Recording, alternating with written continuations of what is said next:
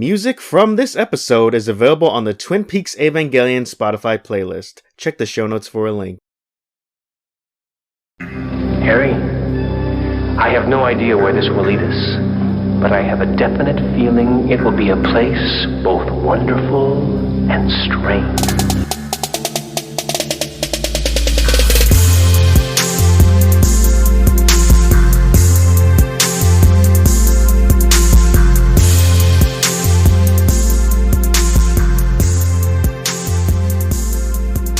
Kia ora, welcome, hello, hi. I never know how to start these things, but so glad you joined us. Welcome, this is Twin Peaks Evangelion, the finale episode of our weird little mini-series that we've got going on. Our limited edition, no, not limited edition, our limited season. A limited series. Limited series, yeah, that's what it was. I'm Craig.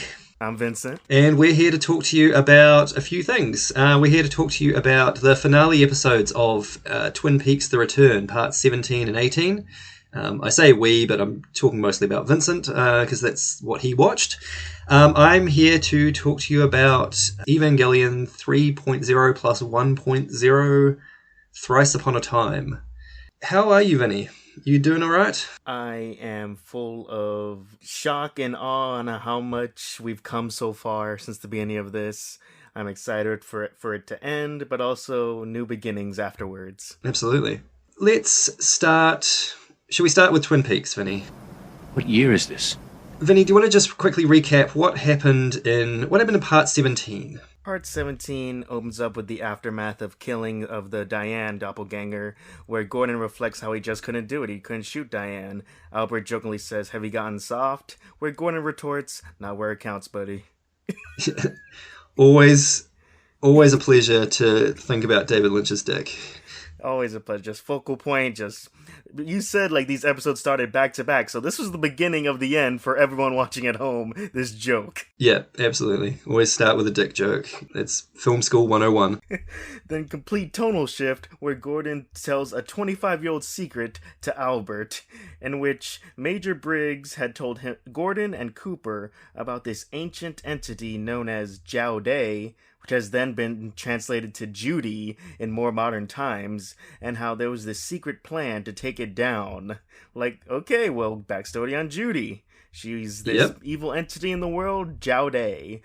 Which is like, yeah, that sounds right, this mistranslation to Americanize something. Americans sometimes do that, don't they? They sort of adopt something and make it their own, and bastardize it in some way. Is that I don't know. Occasionally? As a Mexican man, I think I understand that, yes. Then they elaborate how, like, since Gordon, Cooper, and Briggs all knew about this, that Briggs and Cooper have been gone missing. So it's like, is Judy at work here since she knows someone's on top of her? And then how they were secretly trying to discover a plan to take her down? And how also Philip Jeffries knew more about her, and then he immediately disappeared.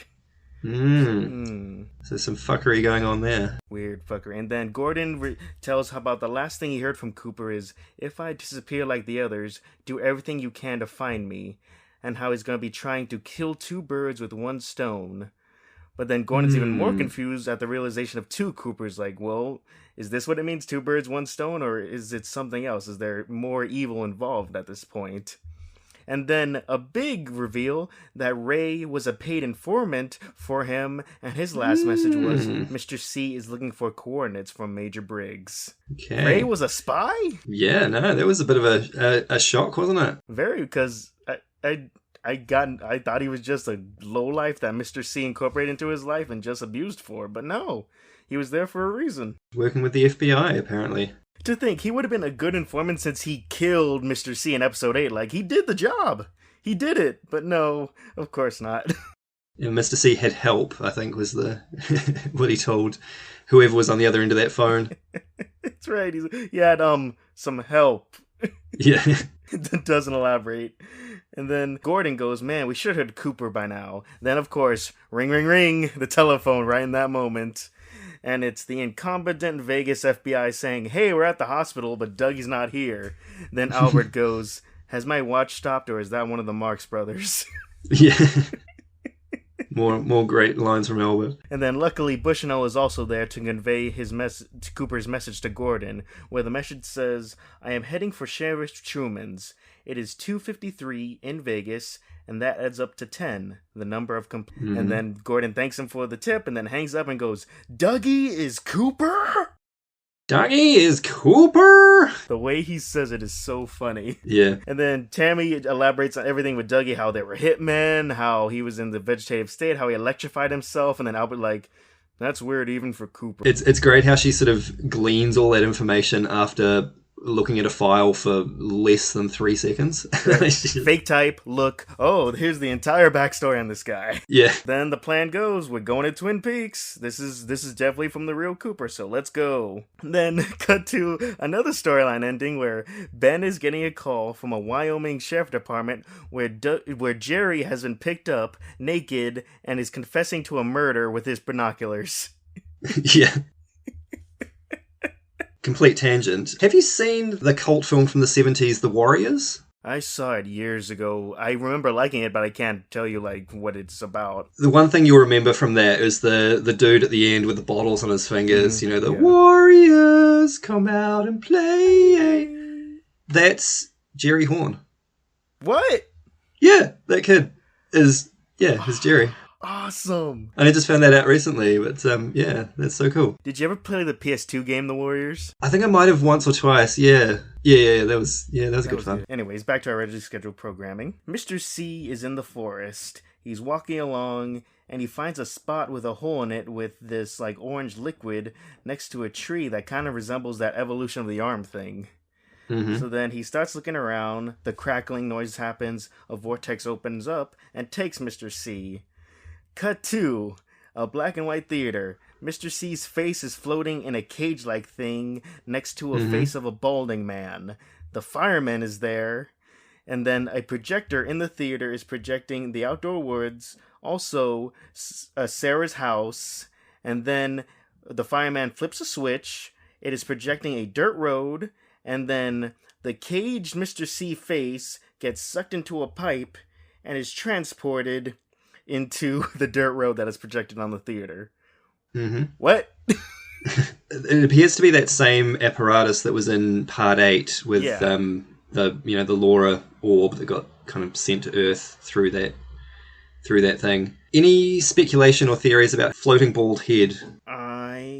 Maybe someone who has went missing in between, like a character that was established in the original series that has been missing, and then this is almost like a reveal, like, oh, there's this person, what is he doing next to a caged up Cooper? But have I heard the name of this character like mentioned in this? You have. You've actually just said his name very recently. This is the head of Major Briggs. Oh, from the original season. Yep. Okay. I mean, that makes sense, but doesn't make sense. But yes, okay, I can see how that's like a big thing, that he's just a floating head next to this caged up Mr. C face. And that his body ended up on Earth without a head is interesting as well. Right. Oh, okay. Well, that's the only time we'll see him, so no resolution for him. Yeah, like the actor passed away sort of in between, in the late 90s or something like that. So they just used footage of his face, but yeah. So then it is then like zoomed out of where Mr. C was taken, and it's right outside the Twin Peaks Sheriff's Department, and we cut to the woman with a disfigured face freaking out at the presence of him, and Freddie and Jimmy are concerned. Meanwhile, Chad's just there, just ugh. And the mutilated face man is like, bro. I was so scared because in this moment, Mr. C walks up to the station and Andy greets him like, oh my god, don't do anything to Andy. Please don't do anything to Andy. Not my Andy. Not my Andy. So then Andy greets Agent Cooper. Welcome back. And he's like, hello, Andy. He's like, let me show you around. He's like, yes. He walks in, greets Lucy, and Lucy is so cute, and then this just evil man just like stares, like he looks so coldly at these people, like no, not even trying to pretend like he's trying to act like Coop. He's just like looking at them like, yes, you guys, yeah. So then Andy takes him up to Truman's office to like catch up and then get information from one another. Meanwhile, we see that Chad downstairs takes a lockpick out of his shoe and starts picking the lock of his cell door. Andy leaves Mr. C with Truman, but also I like this little touch how Andy gets him, like, situated, and then he goes, do you want any coffee? And he denies coffee. I'm like, that should have been a dead giveaway. He says no to coffee. Like, that was one moment where I figured if, like, original Truman was there, if he would have caught on at that moment. Yeah, he would have gone, no coffee. Craig, let me ask you something, because it came up, Yep. I started thinking about this. Is this Truman almost like a complete copy of what the original Truman character was? Do they act the same? Do they treat others the same? Or are they just two distinct characters? It's been a while since I've watched the original season, but yeah, I think they're fairly similar. I mean, they're both kind of quite stoic and sort of open to stuff. Yeah, they're kind of no nonsense, but they will accept that there is stuff beyond their understanding, I guess. Maybe Harry Truman was a little bit more resistant. He puts up with a lot of original Cooper's, weird detective methods and stuff. Right. But he, at a couple of points, he kind of, questions them on it and says, do we really need to be throwing these rocks at these bottles? And, what's all this talk of a giant and all this, he does sort of question it a little bit more, I think.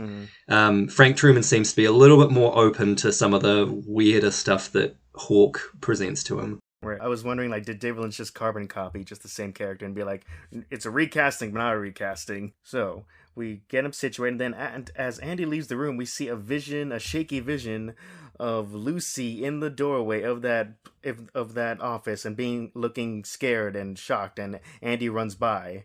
Then that was just a weird little thing, like, why is that vision there? Is Andy getting more information from the fireman? Well, I think this was part of his info dump PowerPoint presentation that the fireman showed him. I think it was one of the clips from that, I think. Or like it triggered like that instant moment of just walking through that door was like, oh wait, I got told this. Because yeah, he did get information how that weird disfigured lady has people trying to get her. So yeah, that's true. So that would imply that he sort of forgot some of that. Like as they left that space, he sort of forgot some of that, and it's kind of coming back to him now, which is interesting to think about. Yeah, especially since it's Mr. C's presence, so maybe that's what's triggering it, the presence of this ultimate evil in the show. So then Andy leaves saying he's going to look for Hawks to get him to see Agent Cooper. Cut to the little jailhouse at the bottom, and Andy gets out and gets a gun out of the lockup. And then Andy steps in, looking for Hawks, and then Chad sticks up Andy, threatens to shoot him. But as he gets closer to Andy, Freddy, with his mighty glove, punches his door open and knocks out Chad. Yes! Yeah! That was awesome! Yeah, that was really good. I was so happy. I'm like, yes, Freddy's gonna do shit in this finale, and it's gonna be awesome. So then Andy handcuffs him to a bar and goes, let's get you everyone upstairs. So then, in this hysteria, also, you cut to Lucy, who answers the phone. But I always love whenever you cut to Lucy about to answer the phone, like, she stares at it before it rings. So it's almost like she stares at it, being like, all day, just waiting for it. And then gets it. Yeah, that wouldn't be unexpected. But I like how it's shot where you get a close-up of her, yes, hello? Wait, who is it? But you don't initially hear who it is, but then you convey as the audience, oh, okay, shit's about to go down. Then you cut back to Truman and Mr. C chit-chatting, and then Lucy interrupts. Sheriff Truman, I have a call for you, line 2. It's the blinking light. Take a message, Lucy. I think you need to answer this. Sorry, Agent Cooper. Pick up, and then you get original recipe Cooper about to come in. Harry, is the coffee on? That would be a weird situation to be in, wouldn't it? If you were sort of looking at somebody and then you got a phone call from that person. Right, and then Truman's like, ooh, okay, then you see the realization on both Truman and Mr. C, because Mr. C, of course, knows whatever's going on, so quickly cut to them going to their holsters of their guns, taking the guns out almost at the exact same time, but then also another bang hits as they shoot, and it's Lucy shoots down Mr. C as he misses Truman and hits his cowboy hat. That was so cool. It sort of did a little pew! It was legit like a cartoon. Little bounce. Like a cartoon. It was so good. I cheered when I saw that it was Lucy that shot Mr. C. I know, yeah, wild stuff. And then in that moment, he goes down, Andy and the group comes up, and then Lucy turns to Andy, I know how cellular phones work now. Yeah. Which is so good, because in the first episode, when she's answering a call, oh, where's Sheriff Truman? He's like, he's out fishing. Can I take a message? And then he calls in about trying to get information from her. He's like, Sheriff Truman, aren't you fishing? Then he walks through the door with cell phone in hand, and she freaks out. I don't know quite what's happening with Lucy and her weird cell phone lack of knowledge, but it's funny stuff. It's so funny. She's so happy about it, though. She's so happy she learned something. Like, good for you, Lucy. Truman tells Cooper on the phone how the guy's dead, and he's like, back away, do not touch that body. Starts seeing how the men covered in like black tar start picking at the body again of Mr. C as Cooper runs in. Lights start flickering as it does with the electricity sound, and then the black orb comes out of the body again, starts floating, and starts attacking Cooper. And then Freddy intervenes, and Cooper sees him across the way. He goes, are you Freddy? And then Freddy responds, that's right, and this is me destiny. Like, yeah. Cooper planned this? He knew about Freddy? Yeah, I mean, he either knew it or the fireman communicated it to him somehow. Right, but like... That was kind of my read on it. That. Yeah, true. Since, both of them have altercation with the fireman. That's what got Freddy there. He got a dream of the fireman. That's right, yeah. Put that glove on, and then you got tickets to Twin Peaks. So, but like, it's so cool. Everything's going together. So then Freddy gets messed up. His face is so bloody in this. I felt so bad for the kid. And then at one point, he spikes the ball seemingly to hell. Yep. Yeah, so it goes right through the floor. Right through the floor, then fire goes on. Like, dang, he sent that boy straight to hell. That's amazing. But no, he rises back up. The ball says out loud, catch you with my death bag. What? Mm-hmm. I've never heard that saying before. And then he goes in for one final push against Freddy, but Freddy just punches him into pieces. Then the pieces just fade away out of existence. Yeah, this fight was awesome, even though like shaky cam is sometimes hit or miss for me, but I think it added to like the chaos of this fight where it's literally, you have to add something that, because it's realistically a man playing handball with himself, so you have to add like the shaky cam, the zoom in, the bloody in his face. Like, it was awesome. There's all this crazy sound going on, like there's all this like, cacophony of noise as this is going on, and then you get the catch you with my death bag kind of thing. And my favorite part is, at this point, the Mitchums are also inside, and they're saying, well, one for the grandkids. Yeah. There's a great kind of behind-the-scenes clip, and I think it was when they were shooting this scene, and Lynch is kind of explaining to Jim Belushi about, how he's reacting to all this, and he's kind of saying, and these guys are over here, and they're doing this thing, and you're just standing there. You don't know what the hell is going on. And Belushi's just like, huh. Just like real life, huh? Yeah. That's great. So, we got that destroyed orb, so the lifeless corpse of Mr. C is just hanging there. Then Cooper pulls out the emerald ring, puts it on Mr. C, and there he goes, off. He is defeated. Cooper starts looking around the room, and that's when our favorite FBI trio starts walking in the room too, and it's also like this big, like, everyone's here, evil has been defeated, welcome thing, and it should be joyous, but like, Cooper, man, is still on the job. He looks at Truman, asks for the room 315, because Major Briggs told him that Truman would have that key. Which is like, well, I guess there's still stuff going on. At this point, an image, a close-up image of Cooper's face is superimposed on the shots from here on out until a certain point. I'm like, wait, what? Yeah, that was my reaction too when I watched this, and it was interesting watching this the first time, because I thought of, this all happens like maybe halfway into the episode. Yeah. This seems like your final act kind of stuff that would normally happen in a final act, and absolutely. It's happening this quickly. We've still got like an hour and a half of narrative to go, I guess. Exactly, we got an hour. I don't know what to make of that superimposed head either. That was a real head scratcher. Super. And then we have Truman grab the key, then he looks to everyone, and then Bobby shows up and he looks at Bobby, goes, Bobby, your dad foresaw this day coming, and then says the past dictates the future. As if to make sense of this all, like, okay, can you explain, though? Like, that doesn't explain anything, just that Bobby's dad saw this day coming, and now it has come. Well, can you elaborate, please? So, Bobby's dad is Major Briggs. Right, Major Briggs. Yeah. Yeah, And Bobby then, Briggs. well, also that really cleared up how Bobby was super ready for that shooting at the diner. Like, I can imagine his dad trained him in like special ops or some stuff because for some reason he foretold this day coming. So he probably thought, well, in case I don't make it, I gotta train my son to deal with whatever happens. Even though Bobby wasn't even there for the final fight. Yeah. And then it was so cute. Then the Mitchum's groupies come with sandwiches. Yeah. Good thing we made so many sandwiches. Yeah. What?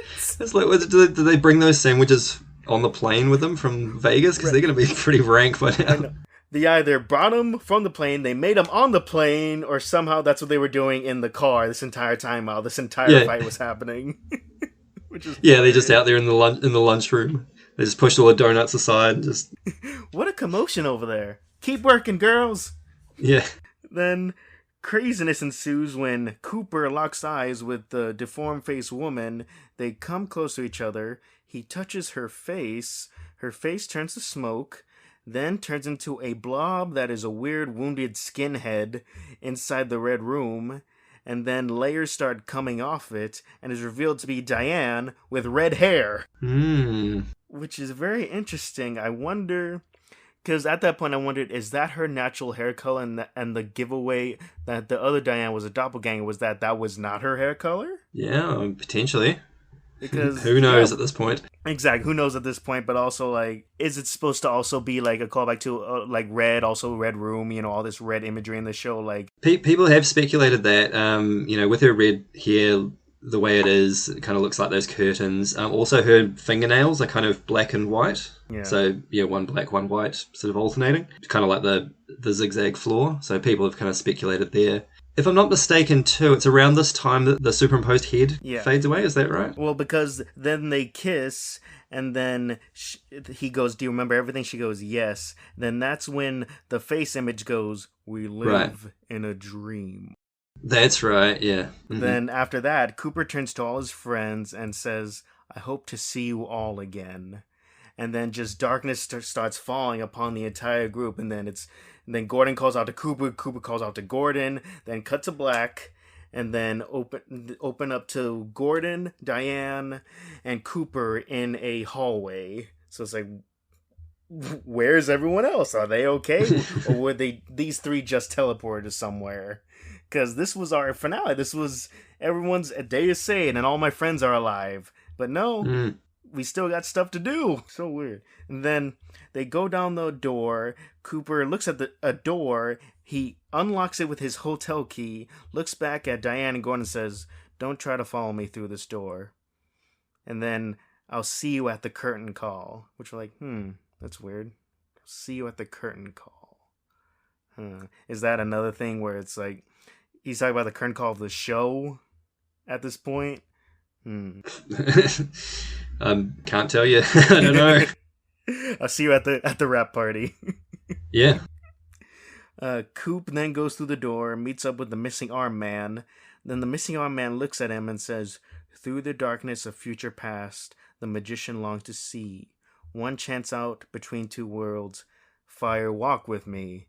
I'm like, what? Fire walk with me? I know that's a thing. Yeah. Craig, do they title bomb Fire Walk with Me in the movie? Yeah, I think so. Because I was like, yeah, thing. I get the reference, but I don't get the reference. But yeah, I don't know why I got. I will say that little poem that he recites is from the original series. Okay. Interesting. Okay. So then he looks at him, then they go down this empty hallway, and then they head back to that parking lot where Mr. C was in order to meet Philip Jeffries. So then they go into that same room where Jeffries was, and then Jeffries greets them, and then he tells Cooper to be specific, and then Cooper recites the date, February 23rd, 1989. Jeffries, the machine, then says, "I'll find it for you. It's slippery in here. Good to see you again. Say hi to Gordon for me. He will remember the unofficial version. This is where you'll find Judy."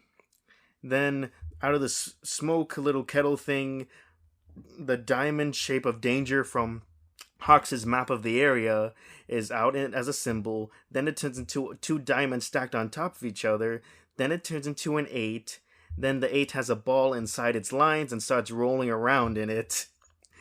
And then it rolls around for a little bit, and then the machine goes, "You can go in now, Cooper." And then close up on man missing an arm, he goes, "Electricity." And then lights flicker, electricity. Cut to exterior of the Palmer household, black and white. Young Laura is sneaking out to a young Jimmy on a motorcycle as the father looks on. What? Time travel?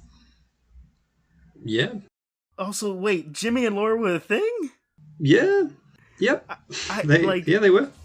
Like, everything leading up to this, I'm like, I got no sense that there was a past between Laura and Jimmy. If anything, I thought between Bobby and Laura, because when they started going through all the old files, and then there was a picture of Laura on the table, and then Bobby walks in, looks at it, and just starts freaking out and starts crying. I'm like, brought up so many memories. But Jimmy, I just felt that he was just this random guy that was also security guard with Freddy. I didn't think he pertained to the original series.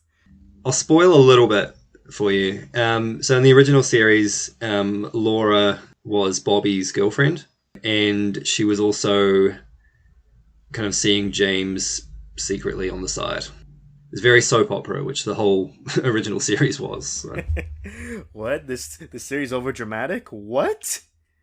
So then we see them ride off into the darkness. They ride away and start discussing their love and how they want to run away together. I'm like, ugh. Fucking teenagers in love. Ugh. Give me fucking bullshit. Then Cooper appears in like, they're parked next to the woods, and then Cooper appears behind a tree on looking at them. And then she's talking about how he might try to kill you if he finds out. She looks over James's shoulder, screams, and you can see that she's screaming because she sees Cooper overlooking on their conversation. So, Craig, is this a Back to the Future thing where it's like, this is a shot from the past and now we get context on what they're seeing? This whole scene is footage taken from Fire Walk With Me, the film. And the wildest thing about this is that her scream where she sees something over James's shoulder is in the original film. But you don't see what she... But you don't see what she's looking at.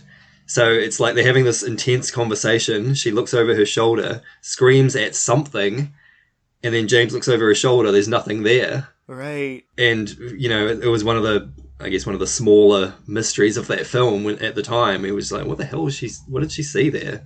Because there was no answer for it. But now I've got an answer. Amazing. That's so cool. Because I wonder what, Lynch's direction was. Like, you're hysterical. You just scream. You're so crazy. Like, something. I doubt he ever said, "Oh, you see Cooper off in the distance." I doubt he would say that. No. He would probably just be like, "You're hysterical," or maybe you thought you saw something, right? Yeah. It would be, you see something and it frightens you and you scream. Oh, that's so cool. I love this. Oh, I love that shit. Oh, okay. So then she continues the conversation. Bobby killed a guy. Like, okay, that's something to say after you scream bloody murder. Oh, Bobby killed a guy. Open your eyes, Jimmy. You don't even know me. Your Laura disappeared. And then that's when I wrote down, wait, so I'm theorizing in the middle of this, is if the body that is found to start the original series is a doppelganger of Laura, and how the real Laura is in the Red Room. So I think this woman talking to Jimmy is a doppelganger because she knows she already replaced the real Laura.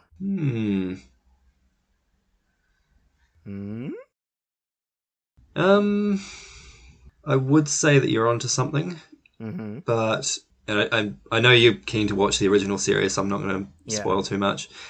I think that in this instance, her saying that is more metaphorical than literal. Okay. Because at the beginning of the story, the doppelganger thing was not kind of established. And I think what she's saying in that moment is more along the lines of the Laura that you fell in love with isn't here anymore. And, James is resistant to that, and he's like, no, I know you, we're in love. And because he doesn't know about all this other shit that she's got going on, I think is kind of what she's getting at there. Right, okay. Also, I love how stereotypical it is, like, boyfriend, leather jacket, motorcycle. Yeah, they were really sort of pitching him to be like a James Dean type, and it wasn't always successful. Yeah, exactly. Then he grows up to be at the Bang Bang bar, not successful with hitting on women, and then needing his buddy Freddy to help him with fights. Yeah. So then Laura and Jimmy start riding off a little bit because he calms her down, and then she just jumps off the motorcycle, yells, "I love you, James," and then runs into the forest. Okay?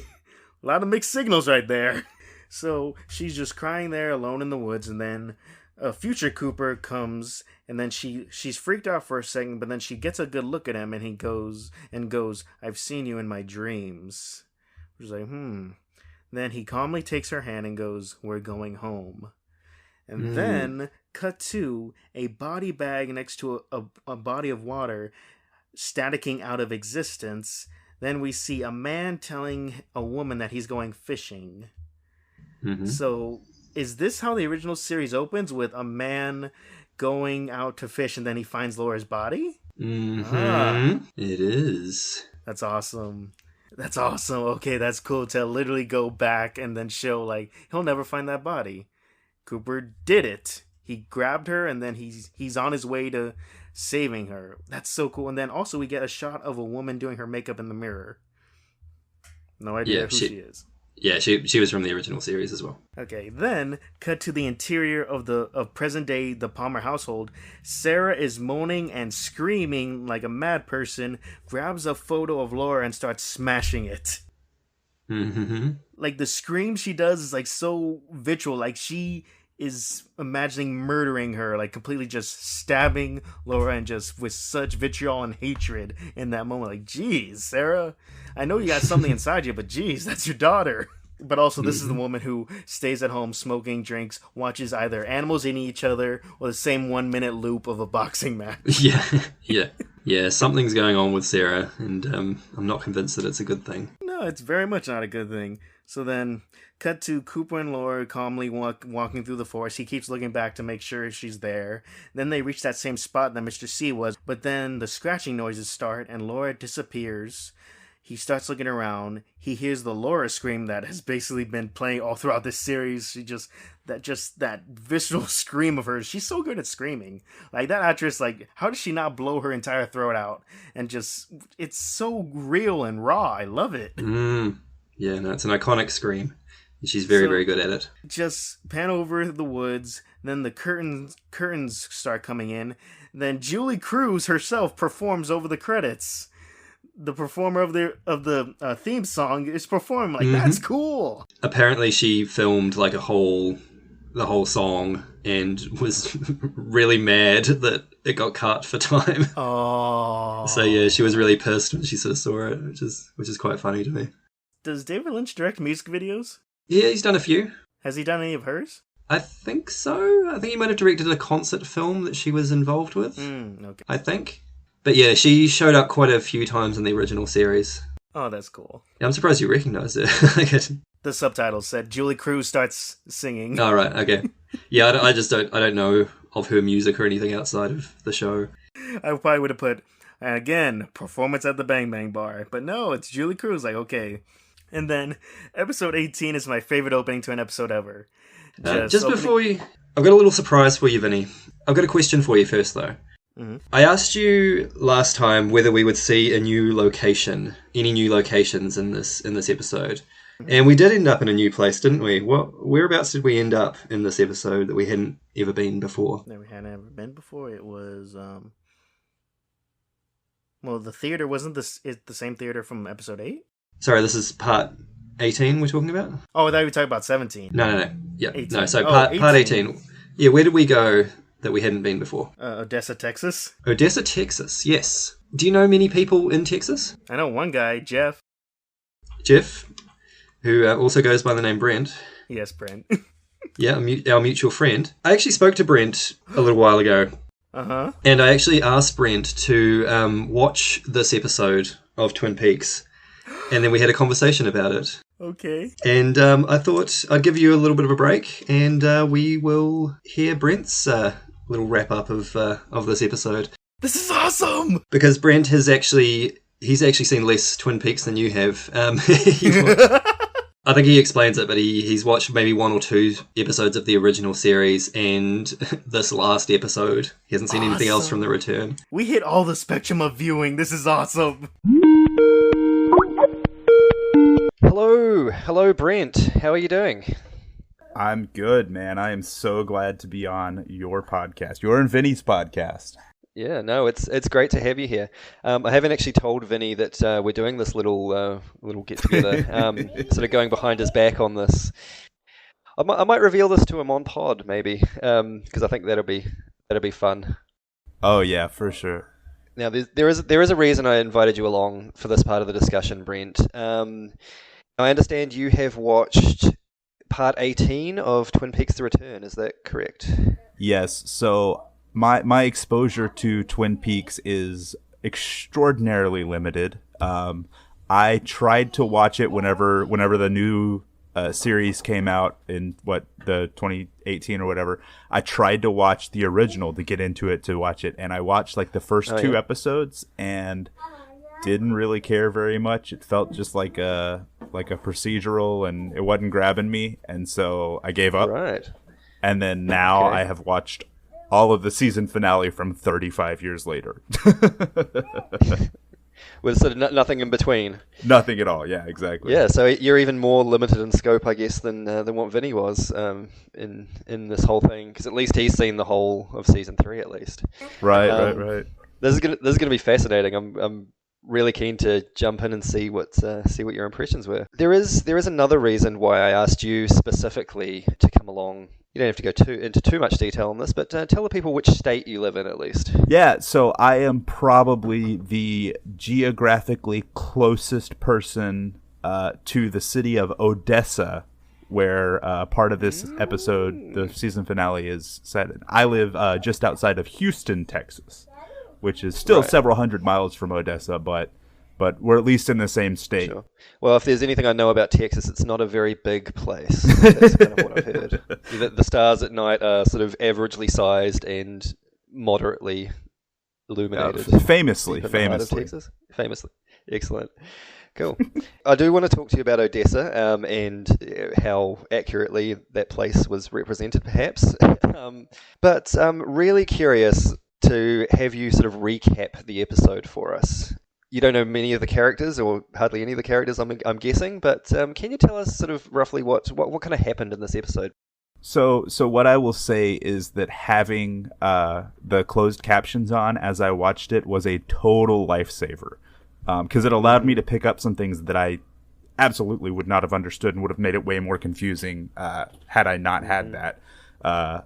So in this episode, we begin, and I have some character names, but I might refer to them as their other names too. So the Armless Psychic, for example, I know his name is Philip, but Armless Psychic hits me much better. I don't think he can hit too many people too hard with that one arm, but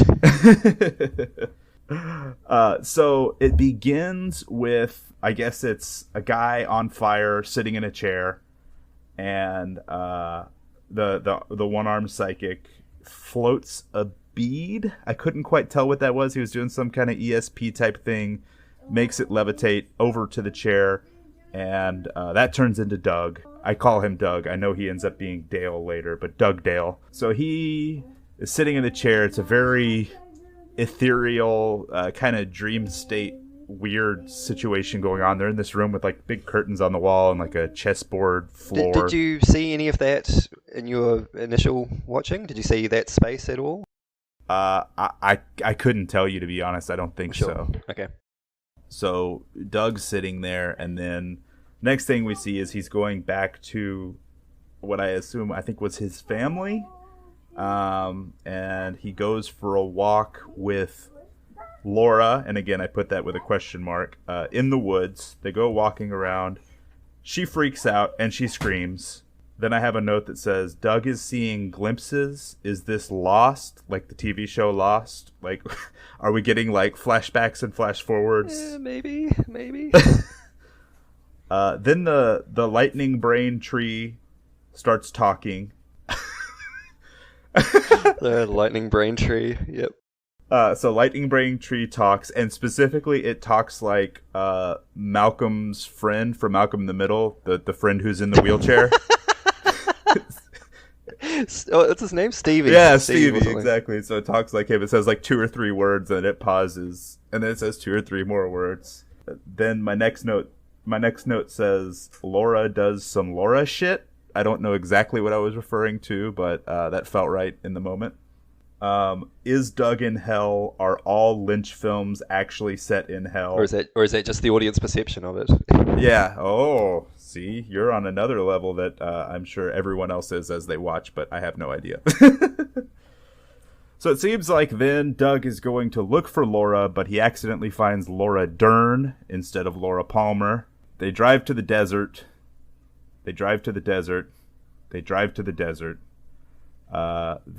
he's talking to her. He's like, do you know what we have to do, or something like that?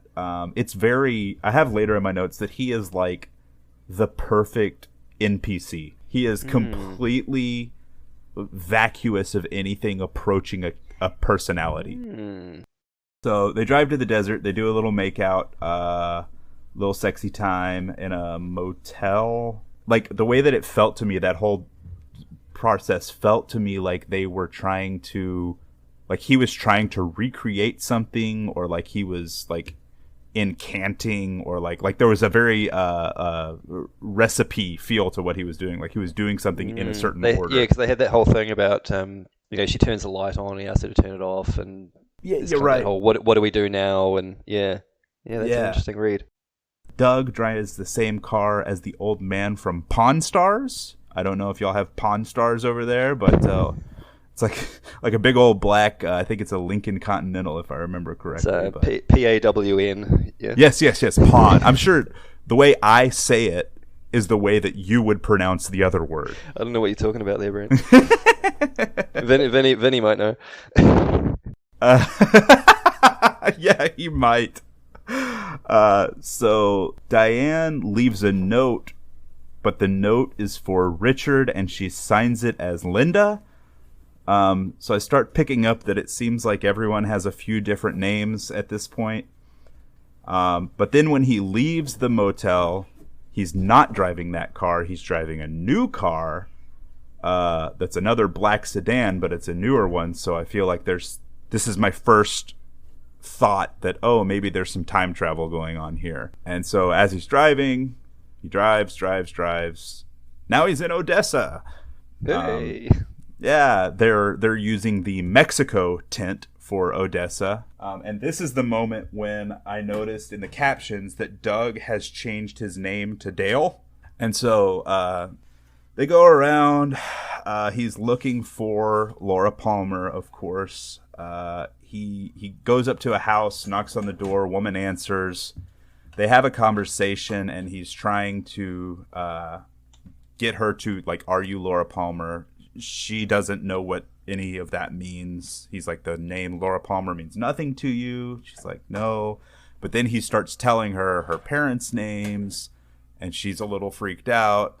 They have a conversation where she mentions, like, I was just, I have such a good house here. And he's like, I need you to come with me to Washington, to Twin Peaks, Washington.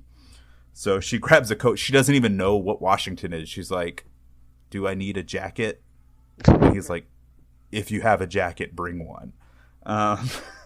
So it seems like she's like completely oblivious to everything. And there's something in her living room, isn't there?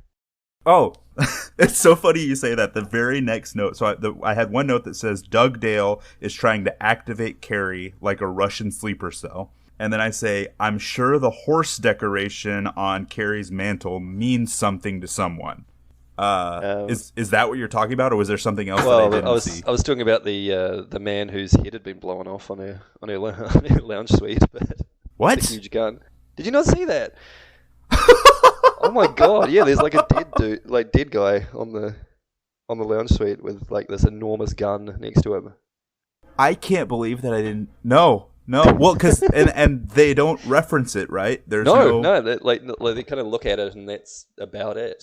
See, and part of the problem here is that I think that by this point in the episode, I realized that the pacing of you can look away, like he'll establish a frame and you could look away for maybe 6 seconds and come back and it will be the exact same. Like everything is very, very still. So I might have just not got it and then looked at my phone and waited for the next screen change. I can't believe that I missed a deceased human sitting on the couch. Yeah, it was pretty brutal. Like, yeah, you're gonna laugh if you go back and check it out because Oh my god, it's pretty gnarly. And I'm like, oh, it's the horse on the mantle. Well, that was another prominent thing that there's some mythology there, but Okay. We don't need to get into it. So then they leave from her house and they drive and drive and drive, like he is wont to do. And I guess they drive all the way to Washington. Is that what's happening there? Yeah, seems to be. Okay. Can't imagine that'd be a short trip, but yeah, no, it's like thousands of miles, and they say all of about 15 words in this trip. And so they get to this house. Alice Tremont lives there, and they're trying to figure out if Laura, I'm sorry, what's her name? Carrie is Laura, and if Alice is Carrie's mom, is what it feels like. Like, that's what he's asking. He's talking all about this family. Like, he's trying to establish these relationships so that it clicks for them. And then he says, "What year is this?" As they're having that conversation, because nothing's making sense. He says, "What year is this?" Laura Carey stands outside the house, screams, and all the electricity goes off. And then, like the breaker box explodes, I think. Mm-hmm. Well, I don't know, but yeah, and I think that's pretty much it. I think that's it. She screams, and like it kind of goes to black, and then it fades up, and like you see Doug's head. There's another woman that I think is Laura that's like right over him in like this really kind of dark shot, and then the credits roll. I honestly couldn't tell you. Oh, and I skipped the diner scene. Oh man, the diner scene was yeah. great. What happened in the diners? So in the diner, he's sitting there, and he sees a woman getting hassled. Like they're the guys at the table are like grabbing at her, and she's saying, "Let me go, let me go." And so he goes to intervene, and they come over to his table. They leave the girl alone. They come to his table, and they're like going to rough him up because he's intervening in their situation. And he shoots a guy in the foot. And he just kind of like totally takes over the whole situation and never gets out of his chair, stays seated the whole time, shoots a guy, another guy, he puts the gun to him and, you got to give me your gun. Give me your gun. I don't have one. Give me your gun. Oh, there it is. And then that's where he asks for the other waitress's address. And that's when he goes to the house. And that's who we end up discovering is Carrie and or Laura. After deep frying the guns, of course. Oh, yeah. A totally reasonable thing to do. Of course. It gets no more Texan than a deep fried gun. Maybe if it was just delivered by a bald eagle, maybe. I don't know. Yeah, so thank you, Brent, for your insights there. Thank you, Brent. No, there was a nice little wrap up there. Vinny, was there anything that you picked out from your notes or from your sort of watching of this? Was there anything that you wanted to add to that? Just like interpretations, but as in terms of like reviewing it, he did not mention how when Cooper and Diane went to the motel, there was a different Diane overlooking the entire scene, which is like, oh that's yes, weird. Yes, that's right. She sees her double or herself in that. Yeah, that was a little bit weird. Now, because Brent does live in Texas, and because I live in New Zealand, and because you live in California, I wanted to ask him specifically if the representation of Texans in this episode was accurate or not. So I'm going to drop in his response to that question now. Let's talk about Odessa then. We only saw a little bit of Odessa. I mean, does Odessa have like a reputation? A little bit, yeah. So most of Texas, most of the population lives along kind of the easterly, maybe the eastern third of the state. And then there's the middle third, which has absolutely nothing. And then there's the westerly third that has El Paso and mountains, and that's it. Right. Odessa is like the edge of that middle third, and so you would drive through it whenever you're coming from, if you're coming from the West Coast, coming from Albuquerque or Los Angeles or Las Vegas, any of that stuff out that way, and you're going across Texas, you would possibly pass through Odessa. So that's what most people, that's what I've done. I've seen it that way. And other than that, it's like a big oil town. So they do like fracking out there, and it's just not, it's kind of just like a fart on the map. Like really not much to see. What I thought about, if I can go ahead and say this, afterwards, I thought, because Laura mentions whenever Carrie mentions as she's packing up her things and getting her coat that she's going to take to Washington, she says, I'd kept the house so tidy, I always did the dishes or whatever, and she's talking about that. And my read, having zero idea of what's going on, is it was like, if a person was trying to escape something and go start a new life, Odessa would be a pretty good place to do that, because you could be very anonymous and you could, go get a job as a waitress at a restaurant, and you would, you'd see the same 4 people all the time, but no one else. So right. That's really interesting. Do people like the 3 cowboys that are in that diner, do people like that exist in Texas? Is that real? It's a bit of a caricature. What I think about when people talk about like those Texan stereotypes, a lot of people will reference like Boomhauer from King of the Hill, right? Like there is no real Boomhauer, right?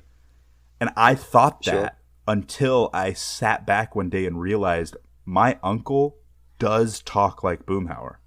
Like he will speak so fast. I realized it because I didn't know that I was doing it, because I've done it my whole life and just listening to him speak, so I understand it. But I realized that, like, to the layperson, they would have no idea what he's saying. So to answer your question, I want to say they don't exist, but I'm sure they do. I certainly can tell you, I know, and I have worked with people who dress like that. Like I have, especially older guys. You don't see it as much with young guys, but I knew a sheriff when I lived in Waco, and he wore the hat and the star and the pants and the boots and the whole 9 yards. Like that was him. He was that kind. Now, as far as the things that those guys were doing, whatever, but the aesthetic, you can find it if you want to find it. Yeah, nice. Living in New Zealand, I'm so far removed from all of this. It's fascinating to hear. Like it's really interesting. Pretty much everything in Twin Peaks and in David Lynch's work is amplified and exaggerated up the wazoo. So it is. But it is interesting to hear that people in Texas, if you look for them, do sort of dress like that. Yeah. Well, I know that could have been a complete construct. Thank you again, Brent. Thank you, Brent. I need to meet your uncle. Yeah, absolutely want to hear your Boomhauer uncle say something, Brent, for sure. We might move on. Brent did also talk a little bit about what he thinks might have been happening earlier in the narrative, but we might save that for a little bit later on. All right. Shall we move ahead and let's recap Evangelion? Let's do it, baby. Let's do it, baby. I said don't pilot any more Avas, but you ran away and did just that. Oh, you jerk! You absolute jerk! You're such a jerk, Mr. Ikari. All right, so Evangelion 3.0 plus 1.0, Thrice Upon a Time. Don't know what's going on with that title, but we open in Paris. That shit cray. We're at the Eiffel Tower with the Paris unit of Nerve, I guess. There's a bunch of floating ships, and they're around some kind of platform structure thing. Paris is all red, and the people that are working there are there to do some restoration work on the Euro Nerve pillar. They've made a promise to preserve the city. A colony of Ava/Angel 42A, I've written. I don't remember that. That sort of approaches. Good old Mari shows up. Yep. Mari, illustrious Cleavage shows up and is sent to deal with them in Ava Unit 8. It's a little bit awkward for her to control this suit for some reason. So while the others are kind of tapping away at their laptops, the leader of the group tells the others to kind of stop whining, and also how she hates young men. So Mari's kind of dispatching all these Avas that are attacking her. The Avas / angels, though, this was kind of a decoy.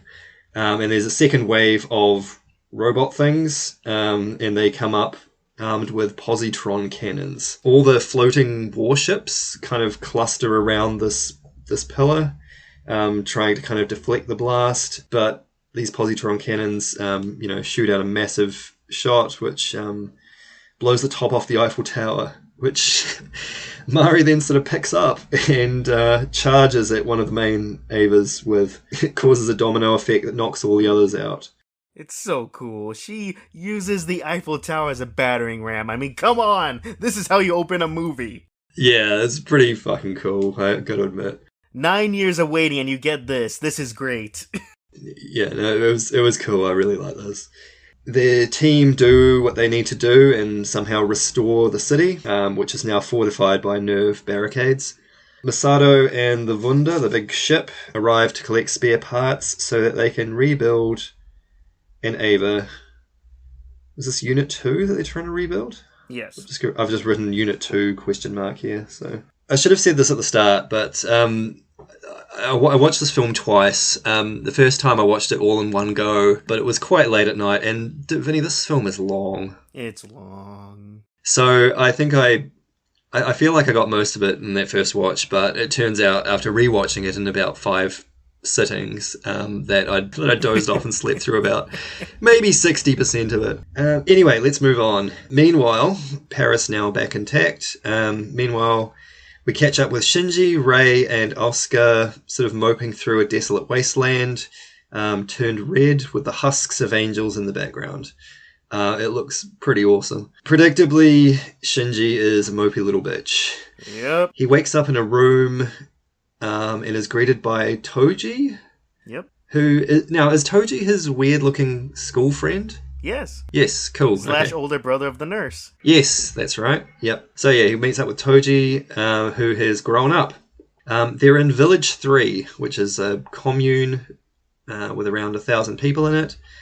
I've written here, Rei is full of childlike wonder. Mm-hmm. She sees a cat and remarks that it's shaped differently to a dog, which was very cute. I liked that. Shinji is kind of silent and catatonic and doesn't really eat anything. Toji is married to someone that they went to school with, and they have a little baby daughter.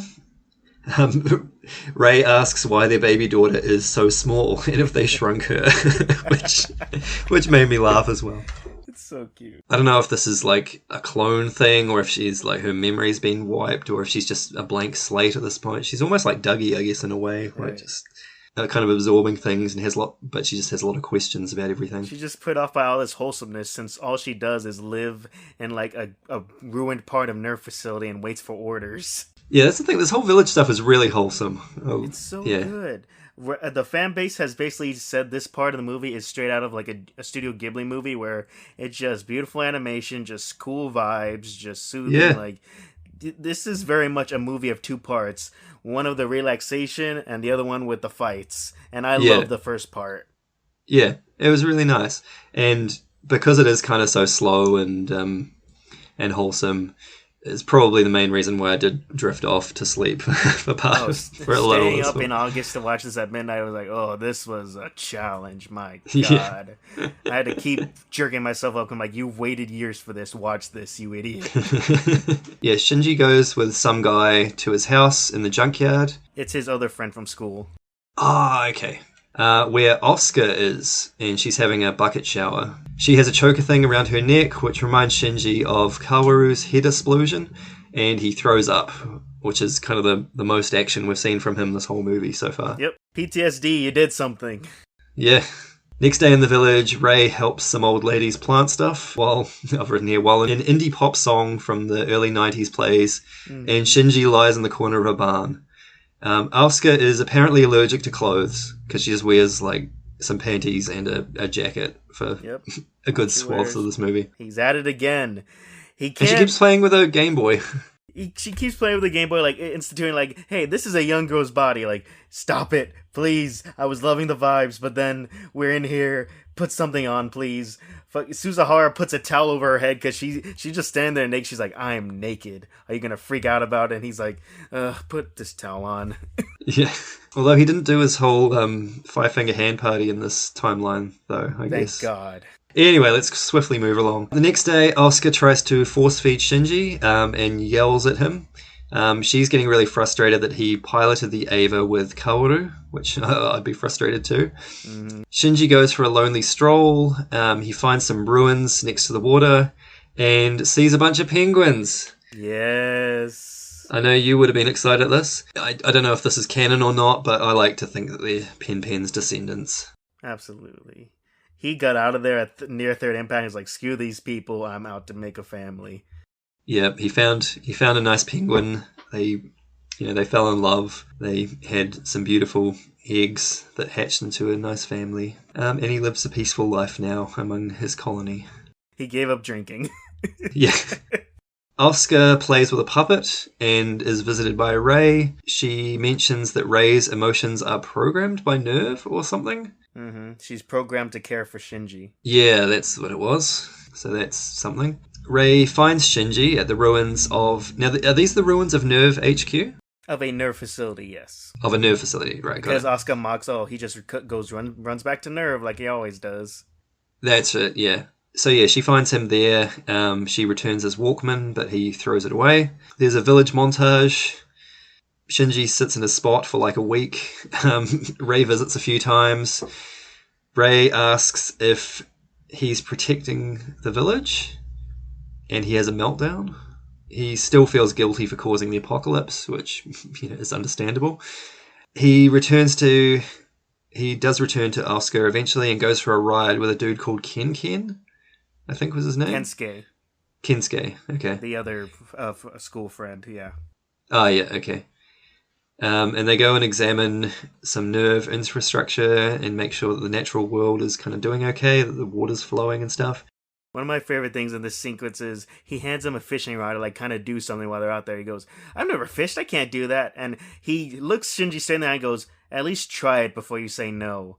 Like, thank you. Get this little bitch to try something, because he can't just be mopey. Just be like, try it, and then say no. Yeah, that's good. I'm going to use that with my kids, because they do that all the time. Say, no, I don't want to do that. And it's like, no, yeah, try it first. Anyway, now, I wrote this down. They drive past a complementary L-containment field purification process nullifying unit. Yes. Obviously.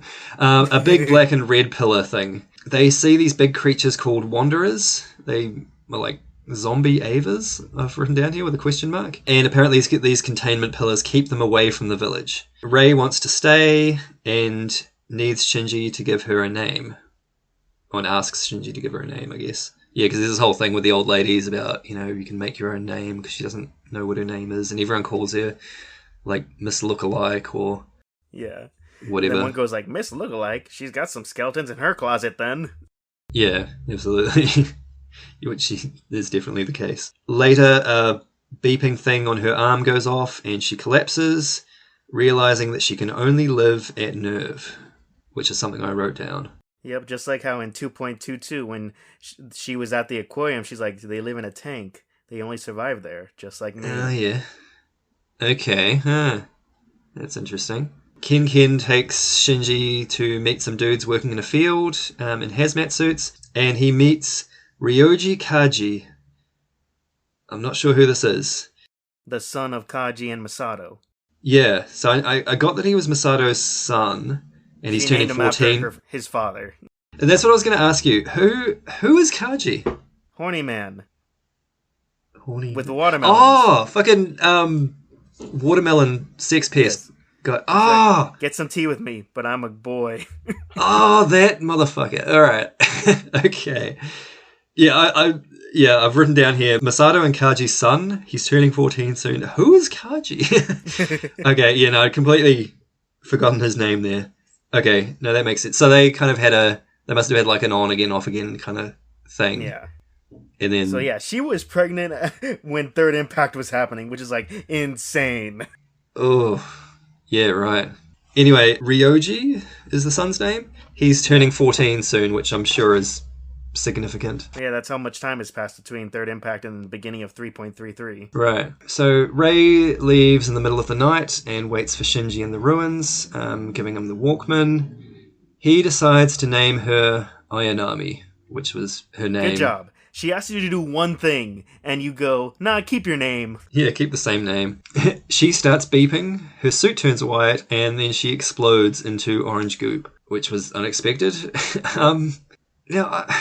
This really confused me, Vinny.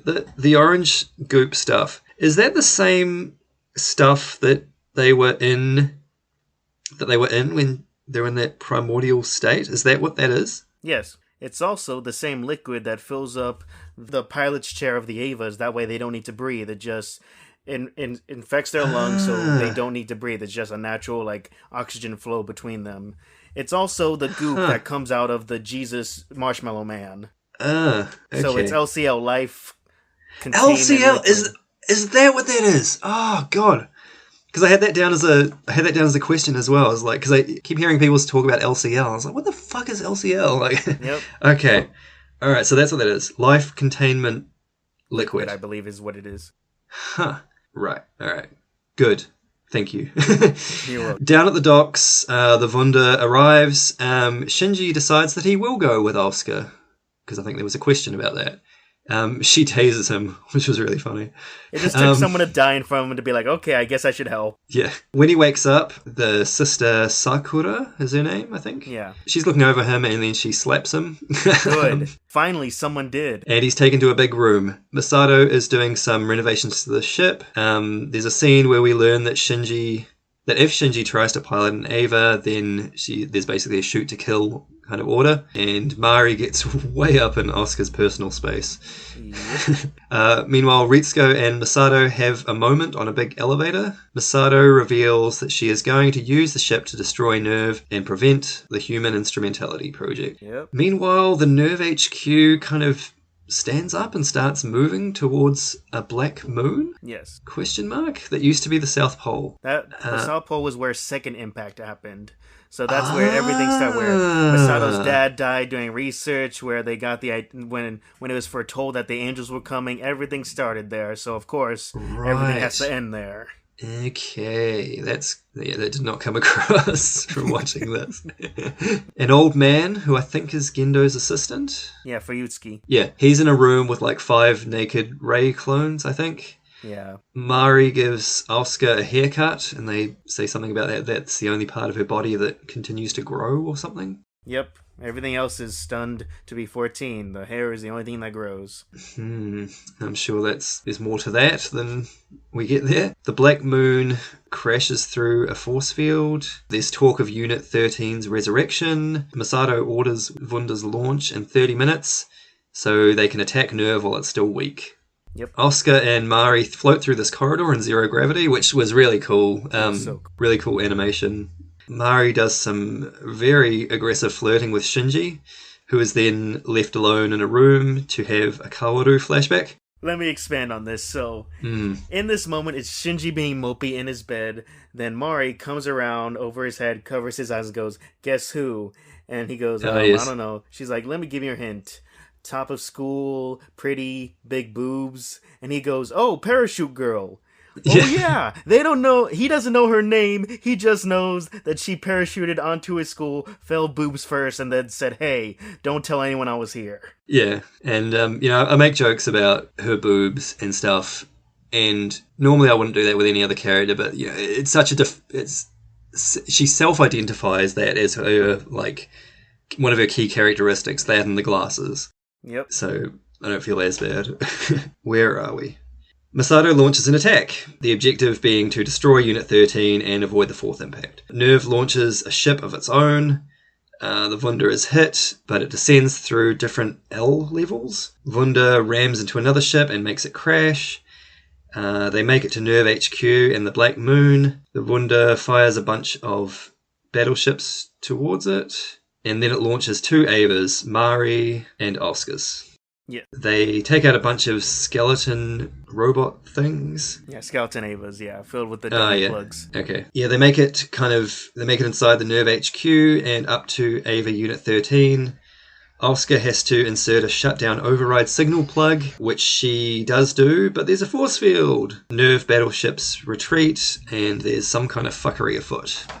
The gates of hell open up, which is the thing that happens. Yep. Something impales Wunda's gun system, and it's a trap. Holy shit. Yep, Gendo planned it all along, because of course that's what he does. Yeah, total fourth dimensional chess here going on. Oscar has to use a last resort method that involves pulling a pillar thing from her eye, and then uses the power of the angel because she has angel blood. Yes, so, okay. Here we go. So, remember in 2.22 when she was in the experimental Ava that turned out to be an angel? Yep. Well, she was in contact with that thing for so long that it changed her body into an angel.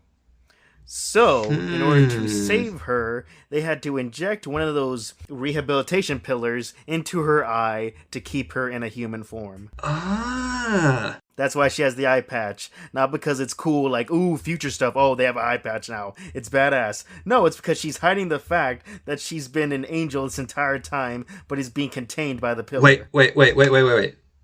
Is this why she's constantly 14? I think so? Wow. But why is Shinji also constantly 14? Because he's not an angel, but like, I think maybe it's... But he was in suspended animation for 14 years or something like that. With Rei, it's just another Rei clone, so yeah, he's just pumping out 14-year-old clones, so yeah, I think maybe this is why she's 14. So what we've learned here is that if this is the case, that angels can grow hair. Yes, they can. The big diamond pyramid angel could grow hair, and we would all be better for it.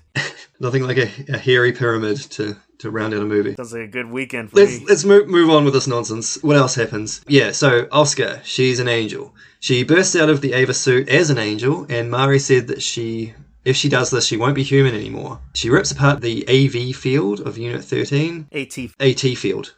Oh, why have I been writing AV field this whole time? AT field of Unit 13, freeing it from its crucifix thing. This is what Gendo wanted, I guess. Yep. Oscar sees someone who looks and sounds like her and unleashes this tidal wave of blue goo. Yeah. The blue goo overrides Wunda's systems. The artificial recreation of Lilith happens. And a bit of the moon becomes spears. And then I've written IDFK. Okay, so the blue goo is not part of Oscar. The blue goo was a robot landed on the Wunder and started filling its engines with blue goo to incapacitate it. Meanwhile, Oscar, who has transcended humanity and Angel into this super Ava, Unit 13 comes out of its locks, pulls her inside of it so it can take her power and then eats her. Shit, okay. So the blue goo is not like the LCL or anything like that, it's just... No, it's just something Gendo made to hack into the Wunder and take over its control. Oh, Jesus Christ. Once everything's offline, that's when Shinji's little door cell is open because everything's offline, so that's when he gets out. That's how he got out. Okay. Alright. See, I thought it was like some, supernatural angel substance that, I don't know, is, that acts like LCL or something like that. But it's just goo. Just goo that hacks into computer systems. Sweet. Well, I mean, Ritsuko's mum did it last time, so I don't know. Yeah. Gendo and Masato have a moment. Ritsuko shoots him in the eye and then blows a hole in his head. Badass. Like, because you've seen End of Ava, you saw her holding the gun, threatening to shoot him, but she can't. And in this one, it redeems that where she shoots first, doesn't say anything later, just like, Katsuragi, what are you doing? Double taps him, no questions asked. This is awesome. But she's not entirely successful, because the next thing, we hear him still talking his big exposition dump while he's scooping up parts of his brain and putting it back into the hole in his head. It's straight out of a horror movie. Like, what the fuck? He's also got this big yellow light in his face now, and throughout this whole thing has just been talking like a Bond villain.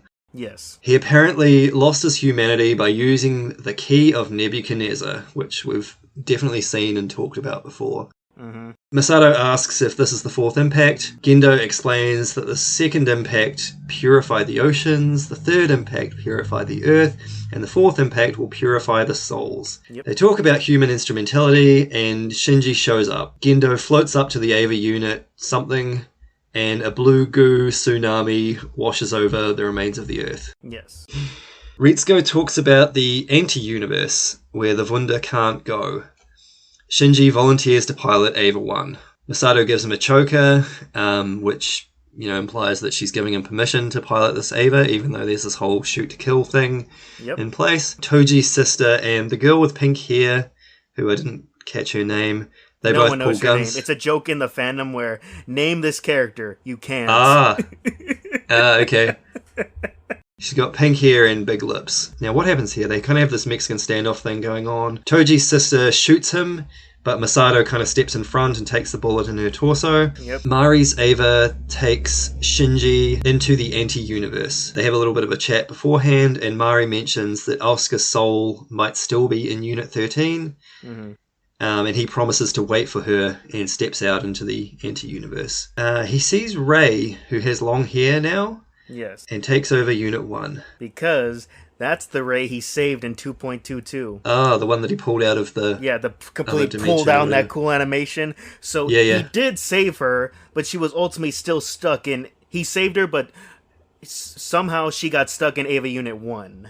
So she's been in there all this time, since 2.22. So he was like, I was right, I did save her. So you did, but not completely. And that's yeah, why she's got long hair, because Yeah, she's been sitting there for 14 years. and it's the only thing that grows, the hair. Man, this is cool. I'm digging this. This is Also, cool. here's this thing I noticed. I've watched this movie like 6 times. The first thing I noticed, so in the big chair where you operate in Ava, there's like 2 fans, like for cooling, right? But on both sides of the fans, one says side A, one says side B. So the fan spinning is like the cassette he has. Like, why put that detail in there? But like, that's so weird and cool. Like, Side A, side B, yeah, right, like a cassette tape. Fuck, man, it's almost like they had like years and years and years and years to develop this. Right? This film, far out. No, this is cool, man. All these little details is great. Where are we?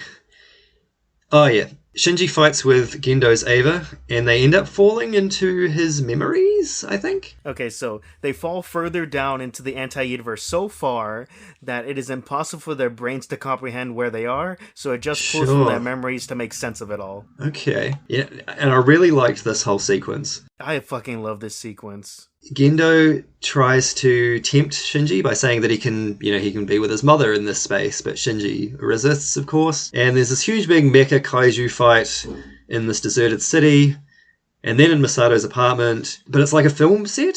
Gendo like does a wide hit with his spear, and you see all these beer cans flying in the air. Yeah. And what I really liked about this is that it is her apartment, but it's also kind of like a film set. Like, Yes. they sort of crash through the wall, and it's like this backstage area. Mm-hmm. There's a bunch of other locations, the school, and all these other places. Gendo says that Unit 1 is hope, but Unit 13 is despair. Yeah. And that they're both kind of synchronized, so they can fight all they want, but one's not gonna beat the other because they're sort of in perfect harmony or something like that. Plus, they're the same colors.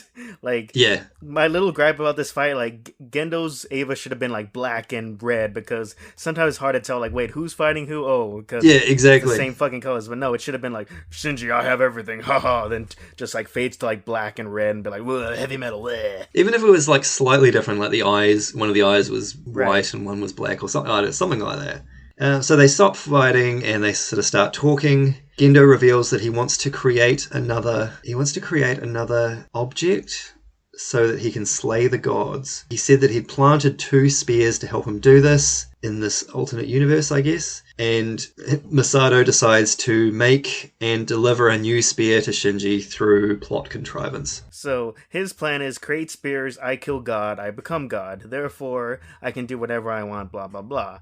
Meanwhile, Masato finds some way to create a new spear that wasn't in the prophecy. Because reasons. Yeah, right. Gendo shows Shinji Black Lilith, but it's actually the imaginary Ava, and Shinji's just seeing Black Lilith because that's what his mind can comprehend. Yep. And imaginary Ava doesn't really exist in reality. But exists in the anti-universe. Yeah. There's a giant kind of 3D looking ray head, which emerges and looks fucking creepy. Because clearly they were like, okay, how do we top the trippiness of Giant Ray and End of Ava? Oh, make it realistic, Ray head. Yeah, so it's completely different sort of animation style. Like, it looks really sort of 3D animated and has this real kind of uncanny valley look to it, which was pretty unsettling. And she's got like crazy wide eyes and ugh. And the pink haired girl's like, this is crazy! Yeah, that's right. On? Like, thank you, yes, I feel the same way. Yeah, audience surrogate there. Yeah, there's a bunch of abstract imagery with like these blank figures, I guess the dummy plug things floating around. Mari meets with Gendo's assistant and he calls her Mary Israkot, which is more biblical shit, I think. Mari and another Ava have a fight. And is it the assistant and the other Ava that she's fighting with here? No, he's still in because, okay, so she breaks into his ship that he's been battling this entire time. And then he greets her like he knows her. So, and because she calls him Professor Fuyutsuki, so... Wait, she was there when everyone was in college because Gendo and Yui met Fuyutsuki when they went to college. But it's also like, wait, Mari was there as well? Wait, Mari's an Ava pilot. She's stuck in her young form. Is that why? Is she like one of the first Ava pilots and now she's stuck in that young body and she's just been as this side thing this entire time? Huh. And then she goes, the LCL containment in this ship is pretty concentrated. He goes, yeah, well, no one was ever meant to fly this thing. It's completely auto drive. So it's like, wait, he legit just didn't want to be near Gendo this entire time. He was inside an unmanned ship just because he didn't want to be next to Gendo, be next to this monster he's been helping this entire time.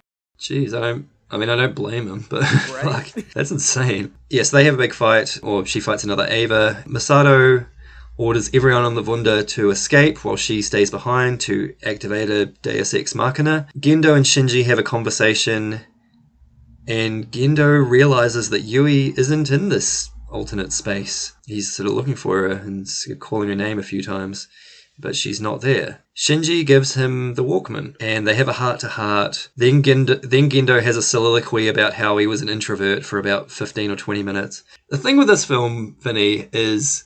some of these characters, there's so much exposition that comes across in dialogue, and the characters spell everything out, but it's so easy to like overlook it or not pick up on the nuances of it. Like that they explain exactly what's happening and exactly what is going on and exactly what their motivations are in spoken form, but so much of it goes over at least my head. Let me tell you why they over-explain something.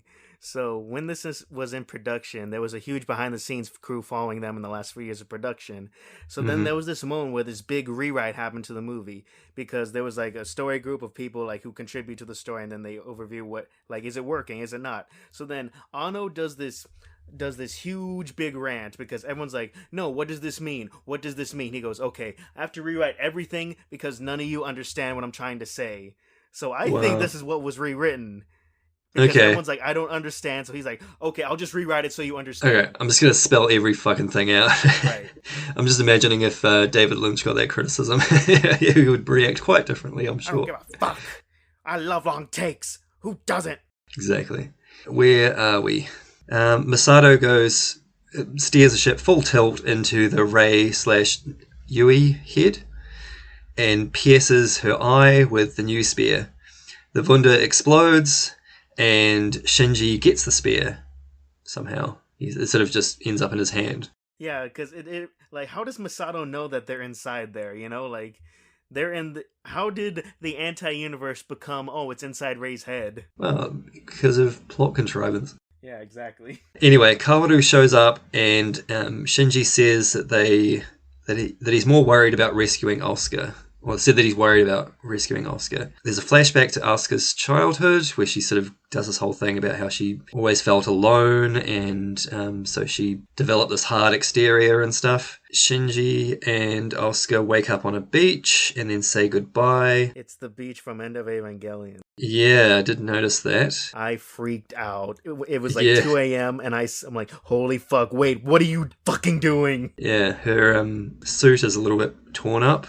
Yeah, because she's old now. She aged up that 14 years. Yeah, right. Yeah, he then says goodbye to Kaworu. Kaworu says something about playing a role in the circular narrative for all eternity, which I want to come back to. I think basically at the stage Shinji's kind of going through, and is he freeing these people from this other dimension? I think is kind of what's happening. Yeah. He's freeing them / saying goodbye. Yeah. Because his plan is to use the spear on himself and then free everyone. Right. So he's just using the fact that this is like the other world and anything can happen. He's like, well, let me just say goodbye to everyone one last time. Sure. Finally, he says goodbye to Rei. He says that he's going to write a new world free of Avas.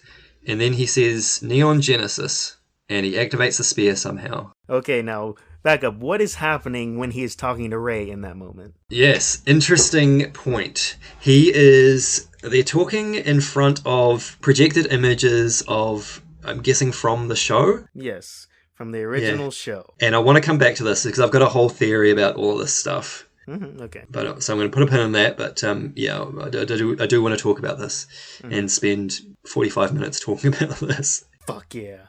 He sees his mother, who was inside him this whole time, apparently. Inside Unit 1. Yeah. Gendo's Ava and Yui's Ava kind of impale themselves on the spear so that they can be together or something. Yeah, because Shinji has the spear in his hand, is about to do it himself, and his mom pushes him out of the way, and then they take the spear. They do the sacrifice instead of him doing it. And that's, I guess, a way that Gendo and Yui can be together. Yep. In some way. Yep. Back on Earth, Shinji sits on a beach with a restored ocean, because previously the ocean waves that shot the ocean was red, now it's kind of blue. And there's this really cool thing, which I really loved, and this kind of speaks to my whole theory, which I'm going to get into, where each shot is kind of like, I sort of see it as like a devolved step in the animation process. Because it kind of starts out with a fully animated shot, and then it kind of goes to like an animatic, and then it's just it's just storyboards and concept art and stuff. And Ava emerges from the ocean, and this is kind of animated but in sketch form. And Mari emerges from the Ava, falls into the ocean, and then it kind of, she comes up and she's dressed as a schoolgirl, and it sort of becomes animated again. Yeah, and the final scene in the film is Shinji kind of ends up at a train station. He sees some of the other characters kind of across the platform, but then somebody covers his eyes, and what do you know? It's Mari, illustrious cup size, back again, and she does this whole flirty thing about you smell nice, and you look cute, and Shinji reciprocates by saying, yep, you're a girl with glasses and big boobs, and you look cute too. But they appear to be adults now, is my read on that. Mari takes off Shinji's choker thing, and they basically go running off hand in hand. The final shot is a drone shot, sort of going up over the train station and over the city, as real life versions of Shinji and Mari run off into the sunset. Yep. The end. Yep. So yeah, very interesting ending. Yep. I liked this a lot better than him choking out Oscar on a beach. Wait, what? Yeah, no, this was cool. I liked this one, despite it being, 6 hours long and... the 8th longest animated movie ever made. Yeah, crazy. But, I really like this one. This was cool. So that kind of wraps up our recaps, I guess. I'd really like to get back to this fine Bordeaux. Did you notice anything from the finale couple of episodes of Twin Peaks that sort of resembled anything that happened in this last film, or any kind of parallels there? What have you got? I did. I have... our main protagonist is reunited by a red-haired love interest through extra-dimensional means. Ooh, very nice. Nice one. Yeah, the only thing I had was the sort of the superimposed head thing. Yeah. So yeah, a pivotal figure has a presence which takes the form of a superimposed giant head, which looks over the action that's unfolding in some kind of narrative dimension. I guess that was one of the other things that I did notice. Kind of ties into a theory that I've got going about here. So, I mean, we could probably put a pin in that, and let's get into that. Let's think out loud. I want to start with you though, Vinny. How do these finale episodes make you feel? Okay, so episode 17 is, I think, a fantastic finale when all the action is happening, the takedown of Mr. C, and everyone comes into one spot as almost like a big hip hip hooray, all the sandwiches, yeah, blah, blah, blah. And then the rest of it, I feel, is David Lynch commentating on a theme. Which, do you want me to talk about what I think the theme is of the second half of 17 and 18 is? Absolutely. I think the theme is you can never go home. You can never go home again. As much as you want to go back to how things were, you can never truly go back. And I think it's also a broader sense of like what a revival of something is, where it's like, look, you wanted Twin Peaks, sure, you got it through episode 17, but here's the thing, there's still going to be that lingering question about what does it all mean? You want me to give you the answers? Well, here, let me show you how you can try as hard as you want to clear up everything with Laura Palmer, with Judy, with everything. But at the end of the day, the answers will just disappoint you. It'll just be confusing to you. So the mystery is what kept it alive, so let's keep that mystery alive. Whether that be through, what year is it, being like, well, through these means, Cooper is in the wrong timeline, blah, blah, blah. Or it means is, hey, the mystery is the fun of this thing, so let's keep the mystery alive. Vinny, I gotta say, man, I think we're very much on the same page with this. Yeah. No, this is one of the this is definitely one of the dominant themes of the return, and I think that you're absolutely hitting the nail on the head here.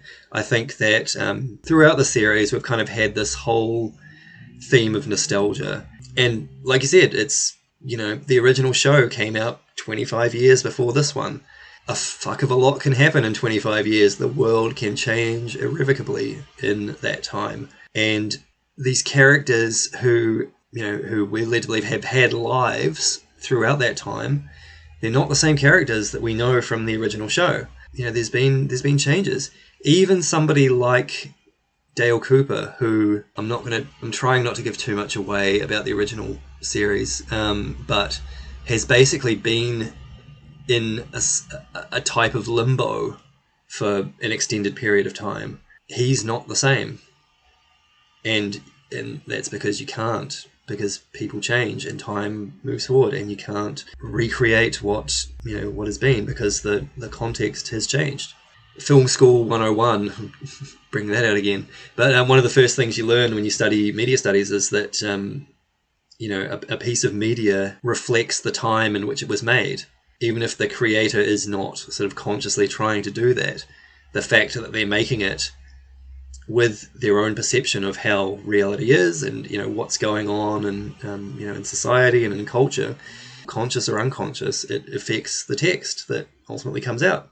And when the world changes so much in 25 years, that's not going to be the same. Even the difference between the first season of Twin Peaks and Fire Walk with Me, which is less than a 2-year gap, is very different. Anyway, so I think you've absolutely hit the nail on the head there. I think that's a huge theme of what's been happening here. There's thousands of different interpretations of what is happening on a narrative and a thematic level. Right. But yeah, no, I love what you've just described here. This is great. Thank you. Well, it kind of forced me to think like that, because the story ends halfway through 17. I'm just there to absorb the rest of the ride, and then I can be like, oh, they have sex because this reasons, or it's wrong because this reasons. But no, it's legit. I'm just watching a deconstruction of a mystery happening in that latter half, and I love it because it's almost like this faint attempt to keep that magic alive, but then guess what? It didn't work out at the end, because you can demand 10 more scenes of this thing. Guess what? it's not going to be that special anymore. It's this one more time. I want to play with these characters one more time for my benefit, but also give you a little something for being so faithful. But I don't want to keep pushing it along because it was this thing for me 25 years ago, and now it's just me reliving it but saying goodbye. Because let me guess, Craig, after this came out, they made it very clear there's no more Twin Peaks, right? Yeah. Well, it's a tricky one to answer. If I'm remembering this correctly, they said that it was definitely an ending. There's been rumors that potentially Lynch is working on something new, which is maybe in this world, in the world of Twin Peaks. But if that is the case, I would be fascinated to sort of see what happens. And I don't think it would be a continuation of this story, because I think the ending is the ending. My bet it would be like a split situation with M. Night Shyamalan, where it's this entirely new idea, but then at the post-credits, like, wait, it's set in the same world as Unbreakable, the same way how it was like, wait, it was in this all along, because if it's a new thing, you might see, like, oh, a coffee mug, or like, oh, the RR Diner, like, it wouldn't be anything like, oh, no, this is what you need to complete the story. It'd be like, look, I did this because it's fun and it's interesting, but it won't be what you want in the conclusion. I mean, I think the whole series is a real critique of that desire for nostalgia. I mean, you think about every show from the 80s and 90s is getting rebooted.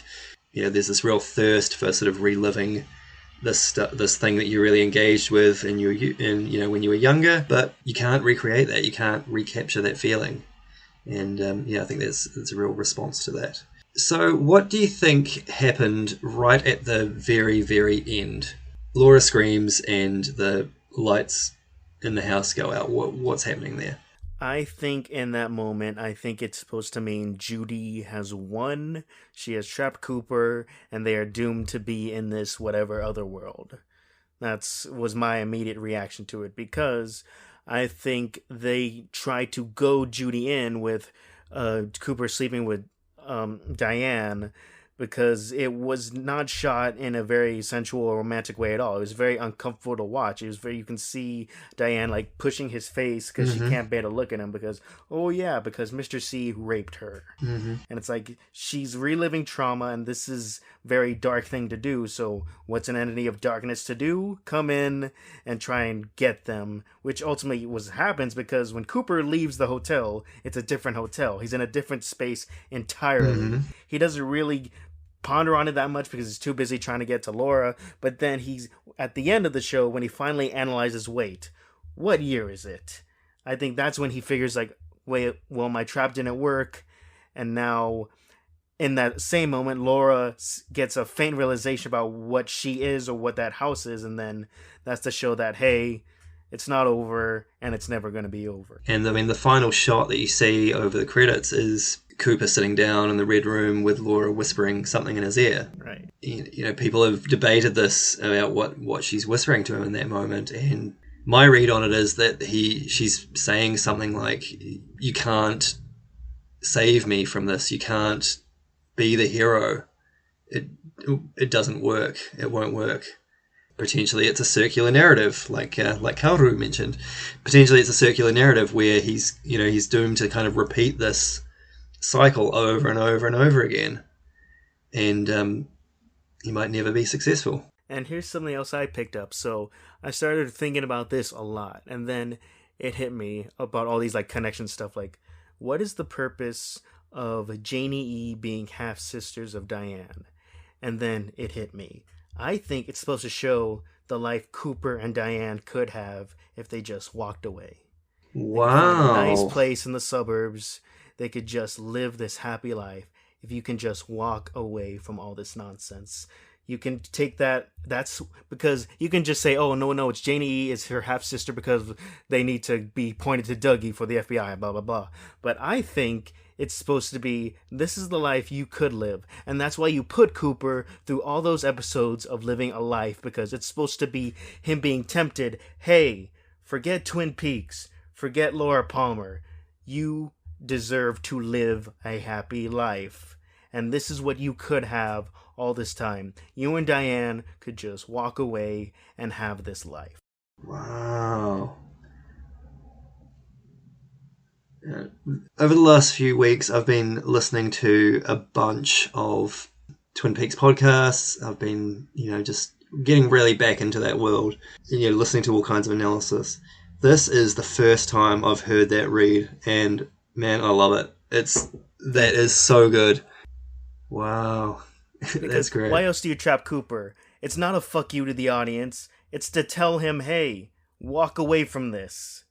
And I mean, there's that whole thing where he pulls a bit of his hair out and he gives it to the one-armed man, and they make a Dougie replicant that ends up living with Janie E and Sonny Jim, and that's kind of, and the way I sort of interpret that is that he's kind of taking that part of himself out of his being so that he can sort of live that life. Right. Which is why he's quite sort of emotionless in that last episode. Right. Because, he tells Diane to kiss him, but of such a cold manner. Yeah. Like, it could all be different. Kiss me. So there's that kind of going on. But then there's the whole question of, well, is he conscious of that, or is it just kind of a manufactured kind of existence, like the original Dougie Jones was, a tulpa or a construct? So no clear answers to any of this. One more thing that I will just mention, which just because it's interesting, and you might get a kick out of this. The final scene where they go up to the house and the woman answers the door. It's not Sarah Palmer, who I think Dale was expecting. That woman her name is Mary Reba. She is not a professional actor. She is the woman who, in real life, owns that house. Oh! Yeah. No wonder she's like, what's this nonsense? Like, this fictional stuff coming into my real life. Like, what is this? That's cool. Yeah, so it is cool. But so let me guess, there's an interpretation that they're now in our world, right? Yeah, that's where I was going with that. There is this interpretation that these characters have kind of transcended into the real world, which is kind of a parallel to 3.0 plus 1.0. So that's an interesting thing to think about. But there's other little things too, like they drive past the R diner, and it doesn't have any of the R kind of signage on it, because in the show it has this big sort of R to go sign on it. Right. That's not there when they drive past it. Also, another thing I noticed was the gas station they stop at, Valero. Usually every other gas station is like an old timey, like fat, like cool gas station, like or the one Ed Big Ed's gas farm, yeah. Yeah, Big Ed's. It's like this huge, big branding, obviously fake, but no, Valero's a real gas company out here. So it's like that's another way to tell, like, wait, this isn't. We're not heading back to where you think you're going. Yeah, very interesting. Any other thoughts about these last couple of episodes, or the return in general? I still love this show, but also I think I am not mad at the no answers of the finale, because I still have more to go. I still got 2 whole seasons in a movie. There's still more Twin Peaks for me. Whereas I can imagine other people watching this live was like, fuck this. This isn't anything. I've waited this long and this is it. Fuck it. Yeah. How much on fire was the internet the night this happened? I'm just trying to cast my mind back. I remember watching it, and I remember just sitting there when that final moment happened. I was just sitting there, and when the credits were rolling, I felt numb. Like, I did not know how to process this. Because leading up to it, and I think I talked to Brent about this, leading up to this, they were doing these long driving scenes, and I was kind of watching it and going, like, shit, there's only a few minutes left of this thing. Like, are they going to wrap up Audrey's storyline? Are we going to find out about the puking zombie girl? There's all the stuff that's left hanging. And they're taking their sweet time with this. Like, I don't think we're going to get a resolution to half this shit.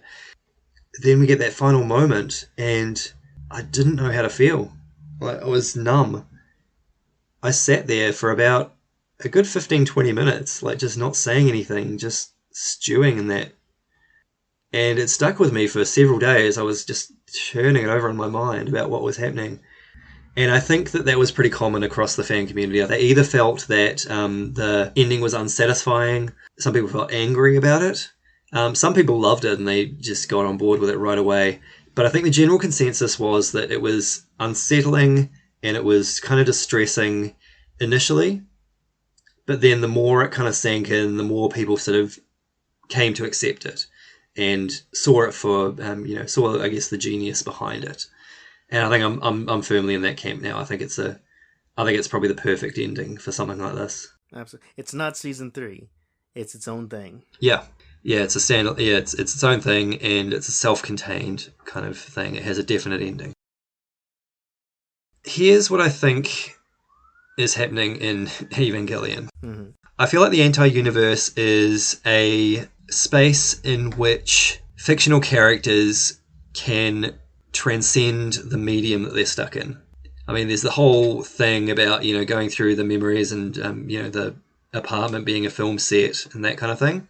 There's that whole scene that we spoke about with Rei and Shinji in front of the projected images from the anime, and the fact that he sort of title bombs the name of the anime, in that moment was pretty cool.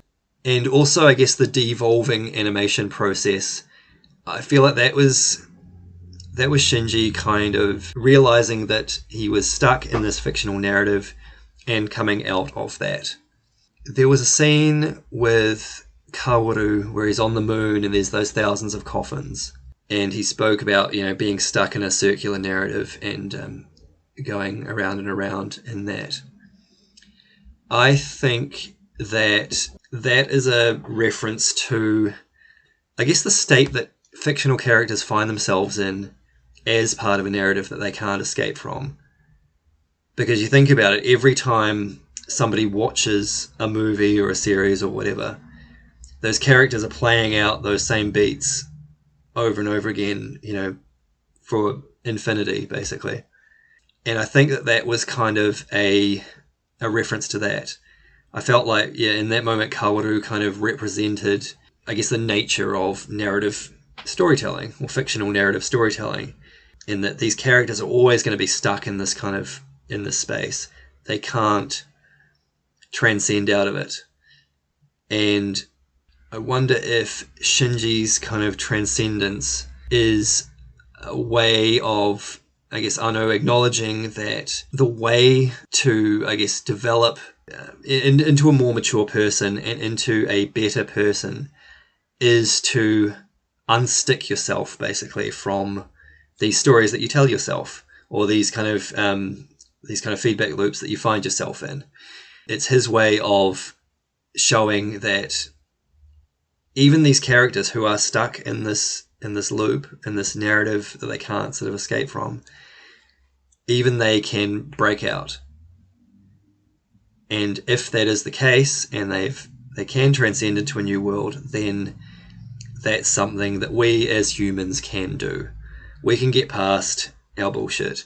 We don't have to be stuck in these cycles of, whether it's a cycle of trauma, whether it's a cycle of self-doubt, whether it's a cycle of depression or anxiety, or some kind of traumatic event from childhood. You can transcend.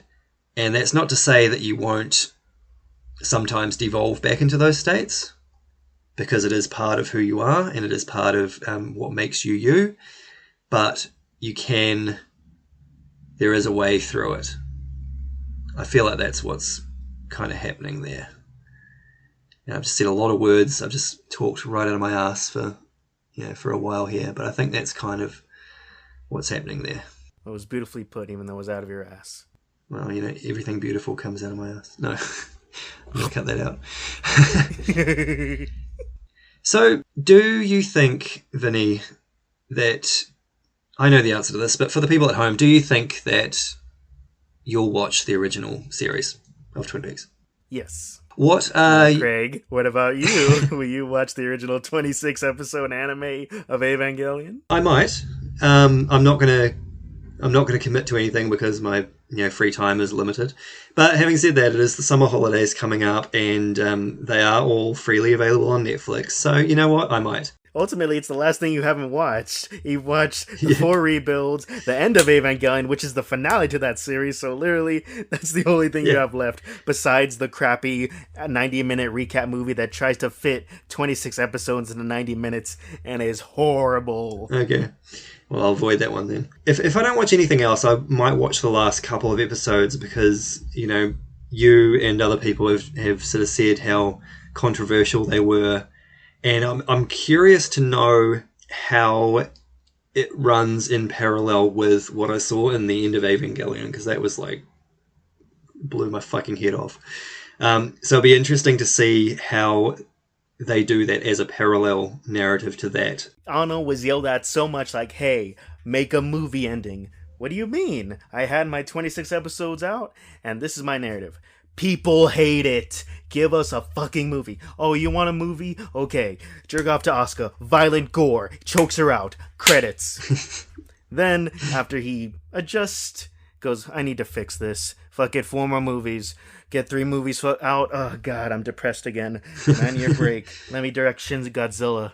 Let me go get married. Okay, I think I'm ready to finish this thing, and then say goodbye, because every single interview with Thrice Upon Time, he's like, I am done. Yeah. This is it. But there's this one cute little interview where someone goes, are you sure there's nothing else to tell? He's like, I mean, I guess I could tell the 14-year gap between 3.33 and 3.0 plus 1.0, but I think that's for someone else to tell, because I have other things to do. I'm done, man. Yeah. I mean, he's been working on it for, what, like 30 years at this point, almost. You know, it's like... Yeah. Let him move on. Please. Plus, Shin Godzilla, he made in the break between 3.33 and 3.0 plus 1.0 is amazing. Yeah, I was just going to say, is that good? It's good? Very good. It's an Ava movie without the Avas. So okay. The Japanese government is NERV. Wicked. And you need to see how they handle a monster handle an angel without mechs, which is like, plus it has the same composer as Evangelion, and the battle music is straight out of Evangelion. It's the loud dun dun, the big old drums, the dun dun dun dun dun. It's literally the same track. Oh, wicked. So it's cool to see, like, this is an Evangelion movie where they can't use a giant mech to save the day. So what the heck does NERV, the Japanese government, do? Cool. I'm going to check it out. I do like Godzilla stuff. I do like Godzilla films, but I haven't seen that one. When I went to Tokyo, I spent an entire afternoon trying to find the Godzilla statue, because I heard that there was like a Godzilla statue, and I spent ages trying to find it. And I finally got there. I finally found it, and it was on a pedestal, but it was maybe 3 or 4 feet tall. And I was like, what? That's it? Like, I was expecting, like at least half size. What year was that when you went? It was 2008. I was there, so it was okay, because when Shin Godzilla was made, they have this zipline thing where you zipline into a proportional head of Godzilla. Oh, and it's the design of Godzilla from Shin Godzilla. Ah, nice. Oh man, wish I'd seen that. And also, at Universal Studios Japan, there was a ride, Shin Godzilla versus Evangelion. What? One of those 4D rides, you put the glasses on, and shit. you see the giant screens and you go through it. I'm going to send you a YouTube link to the video of it. It's insane. I wish I could have gone to it. That'd be rad. Can we talk about the music in this film? There were a few songs, a lot of classical, a lot of opera type stuff, but I mean, there was no lullaby track from the second one. There was no fucking Come Sweet Todd.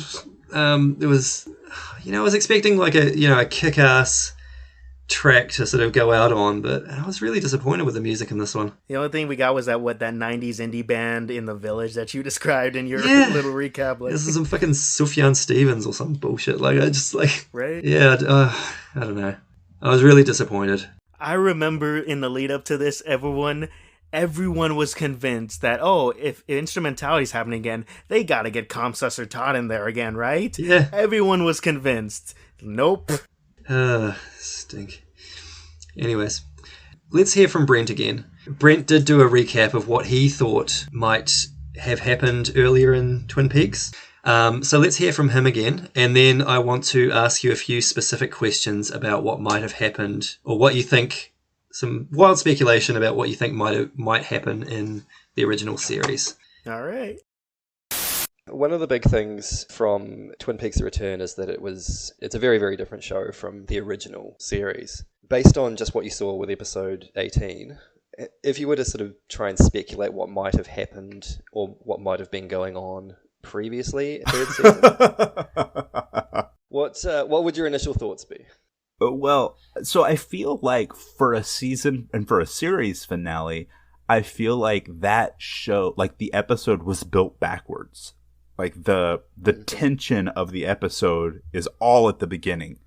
And then the whole rest of the episode is just like really calm, and it just kind of dissipates until that one pop from Laura at the, can you tell me, is Laura and Carrie, are they the same person? Is that what's happening? Is there time travel? What's going on?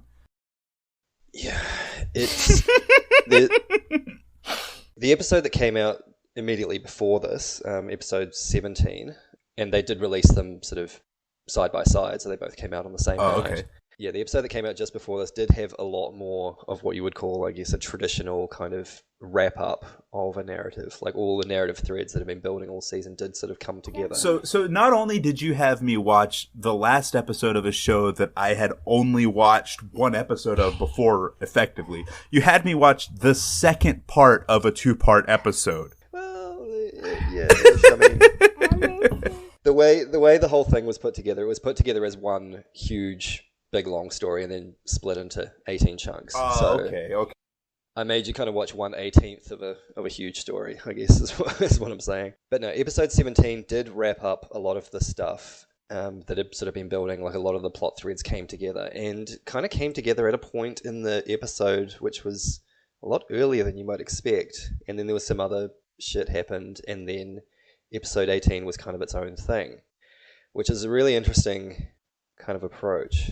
Yeah. That makes a little more sense for what I got, because I asked you before we had this conversation, I was like, were people satisfied with this?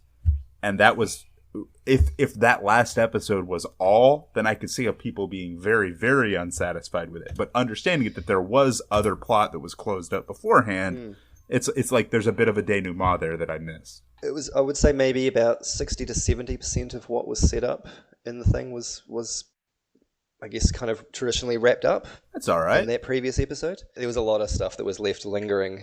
So strictly from knowing what's basically the first episode and the last episode, my thought was the show is based around it starts with who killed Laura Palmer, but I guess it ends up with like who is Laura Palmer, and so if that is the question of the show, then I guess he answered it, right? Like maybe that is a resolution that you could accept, that you could be like, okay, yeah, here, this was the incident that started it, and this is the resolution, in a very Lynchian way, I suppose. Sort of abstract way. Yeah. No, I mean, I think you've hit something on the head there. I mean, throughout season 3, it was made explicitly clear that Laura is kind of this central figure. There's an argument that Cooper's journey is kind of a response to that. He sees the importance that Laura has on this narrative, and also, I guess, the wider implications of all of that. Right. Yeah, but I love what you've just said there about how who killed Laura Palmer becomes who is Laura Palmer. Well, I'm glad I could give such astute insight with such extremely limited exposure. Yeah. So and this is another thought that I had, that do you know who D.B. Cooper is?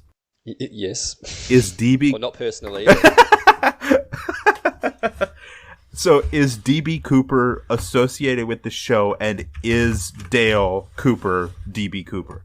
D.B. Cooper. He dresses like him. He wears his outfit. He does dress like him. He has the same initials as him. I think his middle name is Bartholomew or something like that.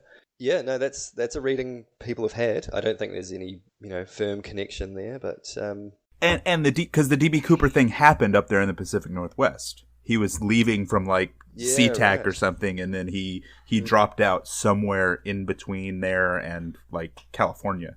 When was that again? That was kind of in the, is it in the 60s? Yeah, Early 60s? 60s, 70s. I think like mid 70s. I could look it up, but I think it was like the 70s. Let me see. D.B. Cooper. Oh, come on. I already paid you, Wikipedia. Don't put that up there on my screen. 1971. 1971, okay. So, I mean, Cooper would have been about 5 years old at the time, I think. Okay. Well, but what does time even mean? You've just hit on something which you didn't even know the significance of what you just said in terms of this narrative. So, do you think, given what you've seen, do you think you would go back and watch any of it? See, so that is an interesting question. I thought about that earlier today, based on what I saw at the beginning, and I don't think that. And maybe this is me being naive because I'm not super well versed in David Lynch's stuff. I've seen a handful of things here and there, but like I don't think that he could have told the story that we saw in the series finale. I don't think he could have done that in 1990 or 91 or whatever it was. I think that the advent of kind of that higher quality television that we see that came out of HBO and then kind of went all over the place. And I think this show ended up on Showtime or it was on Showtime or HBO One, but I don't think that he could have told this story the way he wanted to then. So it's like it really is an investment to watch it. Like you have to see. I don't know. I enjoyed what I watched, even if it just as an artifact of art, essentially. A standalone piece. Yeah, like I enjoyed it as that standalone, and so I might watch season 3. I don't know how many. So in the first, I say season 3. Is that there were 2 seasons, and then this is the 3rd season? Is that right? Yeah. So chronologically, it starts with season 1, which was quite a short season. I think it was like 8 episodes. Season 2 was a lot longer. It's generally regarded as the first kind of third of it is like top-notch stuff.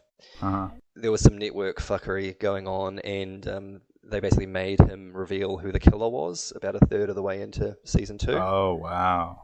Which was something he absolutely did not want to do. So once that kind of happened, like he basically left the show for a while, and other people came in and sort of said, well, we can do weird shit, and there was all these just stupid, dumb storylines. The whole series kind of took a nosedive in that 2nd season. But then he came back for the season finale of season 2.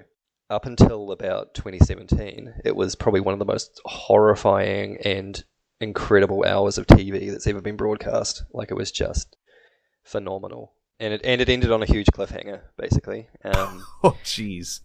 About a year or so later, Lynch made a film, Twin Peaks Fire Walk with Me, which is an incredible film, but was very much his own project. It wasn't received real well when it came out, because instead of continuing on with the story and resolving this cliffhanger, which people were freaking out about, he decided to make a prequel film and explore the last 7 days of Laura's life. So he made that. That film also expanded out a lot of the lore and a lot of the weird, crazy shenanigans that's going on. That is an incredible watch, but very different from the show. It's pretty harrowing, some of it. People hated it when it came out, but over the years it kind of got reevaluated and is now considered one of his masterpieces. And then that was it from the world of Twin Peaks until 2017. Season 3 picks up 25 years later. A lot of people in the town had moved on, but a lot of people from the town are sort of stuck in place. The passage of time is really kind of obvious in the 3rd season, and it delves into a lot more of the mysterious aspects of the first couple of seasons. Really, really leans into that. Yeah. That what you might have sold me. It's I can appreciate that.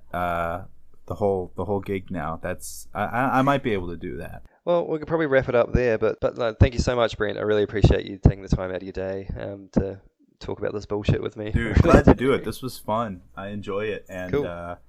I'm looking forward to it. I'll have to say I got to go back and listen. I haven't listened to this show. I had been at like podcast max for a long time, but one of my shows is wrapping, so like I gotta pick this up now. Yeah, the last episode we released is probably our best one yet. We just had a lot of fun with that. Cool, man. Hey, it was real nice chatting to you. Really appreciate it. Oh, this was so fun. Yeah, glad to do it. Thanks, man. All right, I'll see you online. All right, bye. All right, thank you again, Brent. Thanks, Brent. Great stuff.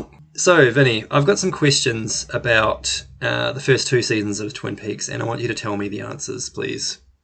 Yes. Okay, so in the first couple of episodes of season 3, we were in the Red Room and we got introduced to the evolution of the arm, the brain tree thing.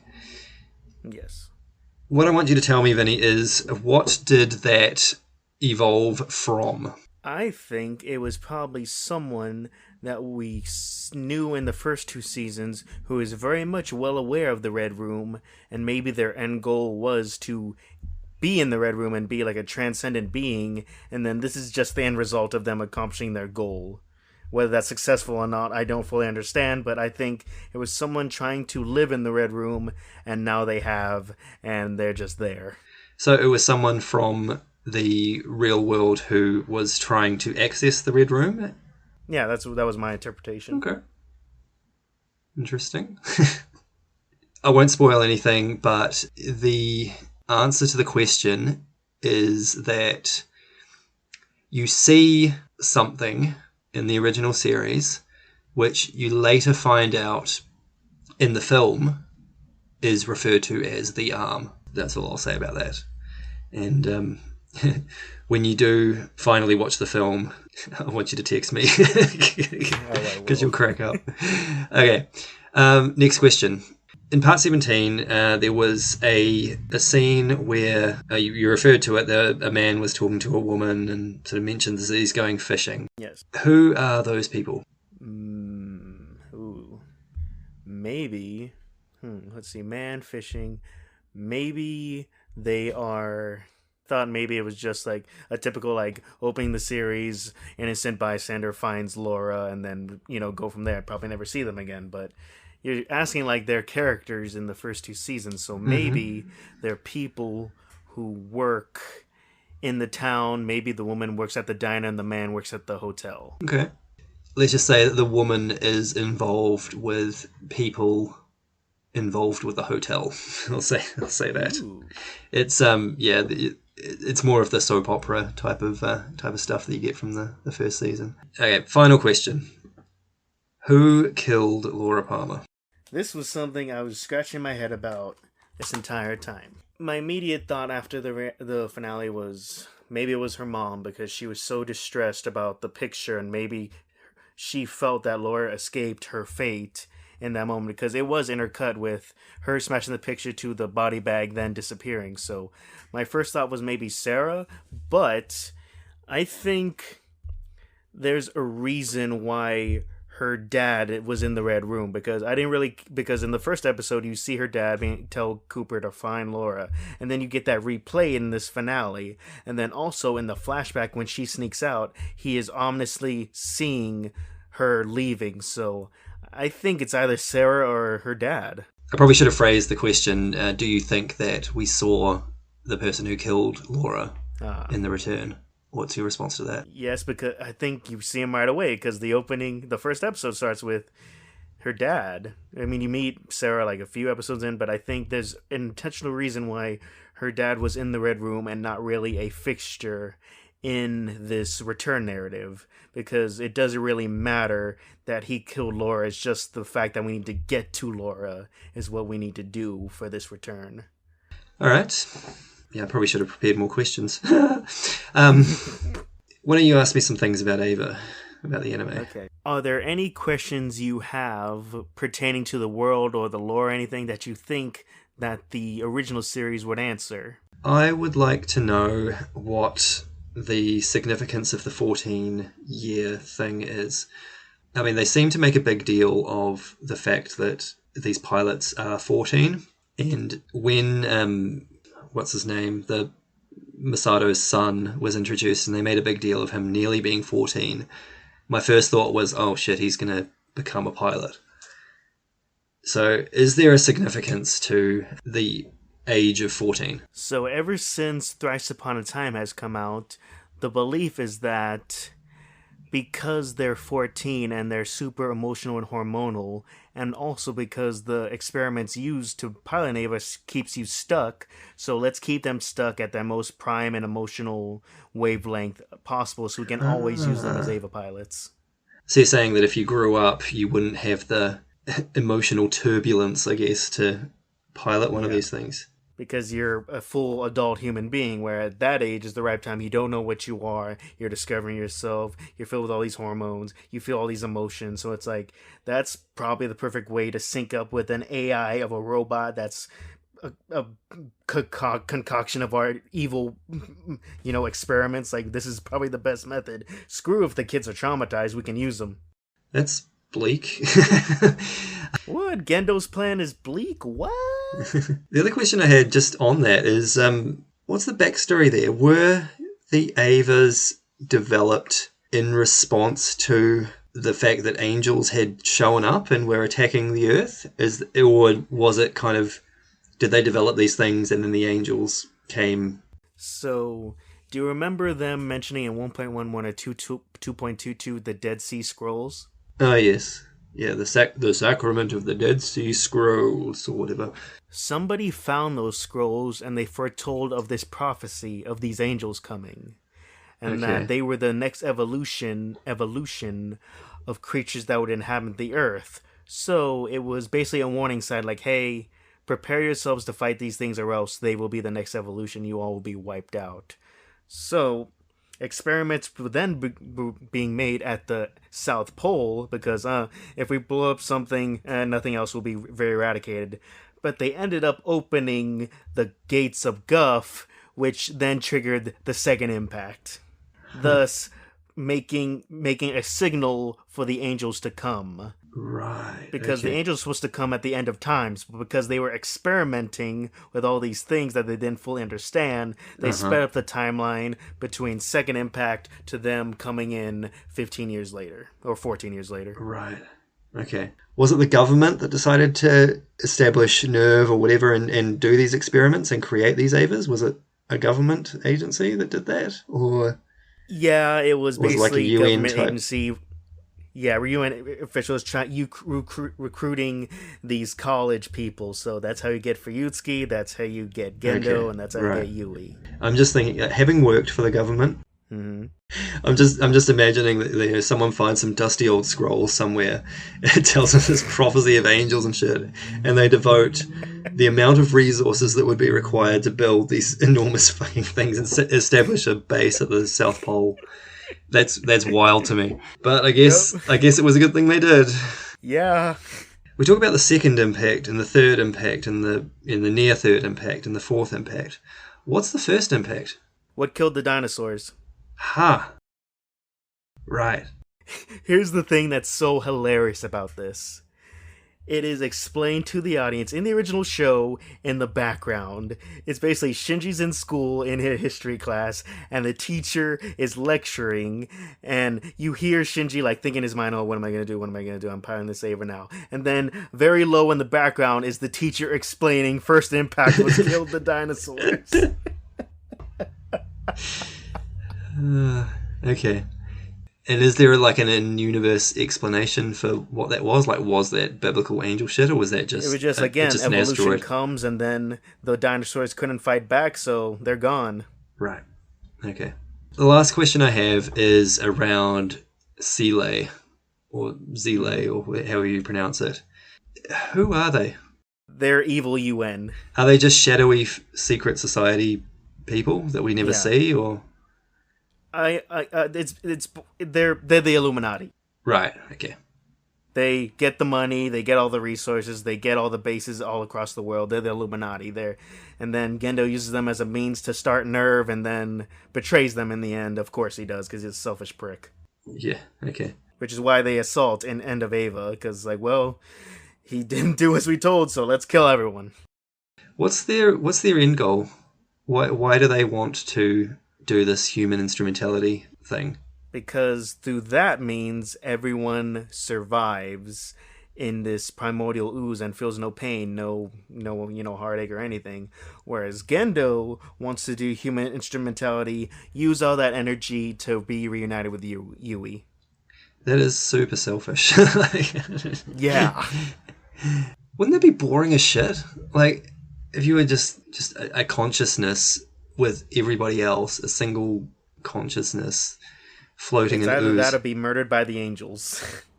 Yeah, I guess. What would you rather?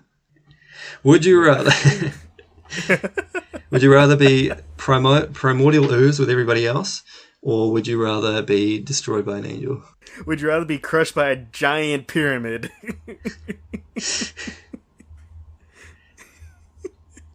No, I'm actually asking you, buddy. Oh, I thought you were joking. Fuck it, take me out with the pyramid. Yeah, I reckon that'd be cool. I don't know.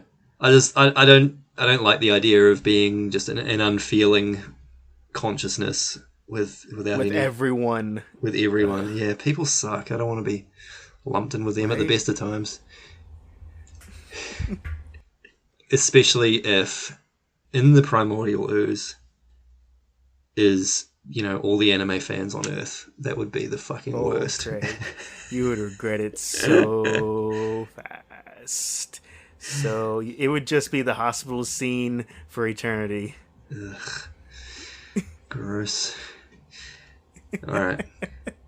With that happy note, let's finish this up. Any final thoughts about Twin Peaks? Any final thoughts about Evangelion? Any final thoughts about anything? What have you got? I'm excited for more Twin Peaks, and then here's the thing. Evangelion is not even my most favorite anime in the world. It's probably in my top 10, but Let's talk about that. Let's talk about that. What is, if people like Evangelion, what's something that they might not have seen, or what's something that you can recommend for the people? So, if you want, do you want a giant mech battles, but there's more stupid stuff in how powerful things are? Then watch what is basically seen as like the weird stepchild of this, Gurren Lagann. It was an anime created from the same studio, Gainax, years later, like 10 years later, and they say, we need a new mech anime. Do we need biblical bullshit? No, we just need awesome mech battles and awesome fight scenes and just insane animation. So it's basically them being like, we don't need problematic stuff. Even though there's problematic stuff in Gurren Lagann, it's not as bad as Evangelion. Cool. That wouldn't be a hard benchmark to step under. Seriously, right? Also, fun fact, Studio Gainax, the ones who originally bankrolled the original series and end of Eva, they are horrible at business so much that they're out of the animation industry and they just grow tomatoes and distribute them across Japan now. What? But isn't Yeah. Evangelion like, a hugely profitable property? Yes, so, but they just sucked at being a business of animation. They just couldn't license out properly or couldn't merch properly. So basically, they were so bad, Anno himself bought up Evangelion from them. They died as a company of animation and came back as a distributor of produce. What a wild trajectory. What's something else you can recommend for the people? Other things I want to recommend is Cowboy Bebop, the original anime, because it is fantastic. You want I heard there's a episodes. Netflix series of that was shot in my hometown. Is that any good? Oh, Vinny, come back. Okay, look here. Let me tell you why that was shat on. All It right. changed almost everything about the series, and fans are butthurt. It wasn't a shot for shot thing. That's why it got canceled. It was actually pretty interesting to watch. Okay, cool. Yeah, it's unusual that anime fans would get angry about something like that. Yeah. Do you think, Craig? Let me ask you. Do you think we will ever get a live action Evangelion project? Don't know. I mean, maybe. I I feel like if we do, it won't be for a while. It might be one of those, it gets announced on the 30th anniversary of the original show or something like that, which actually wouldn't be too far away from now, would it? No. Yeah, no, maybe. Craig, do you know that there almost was one? There was?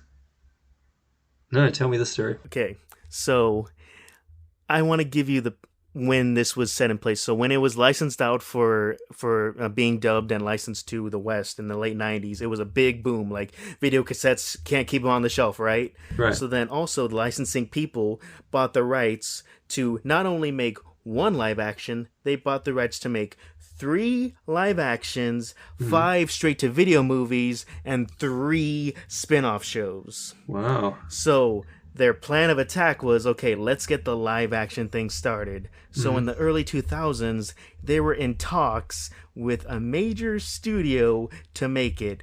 Take a wild guess which early 2000s studio was signed up to make the live-action Evangelion. One of the big ones? Was it Disney?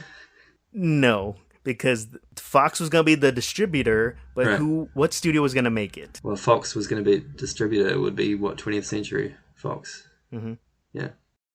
Weta Workshop was going to make Evangelion after Lord of the Rings. What? Really? The only reason it didn't happen is because King Kong was greenlit. Oh, wow. Man, that would have been crazy.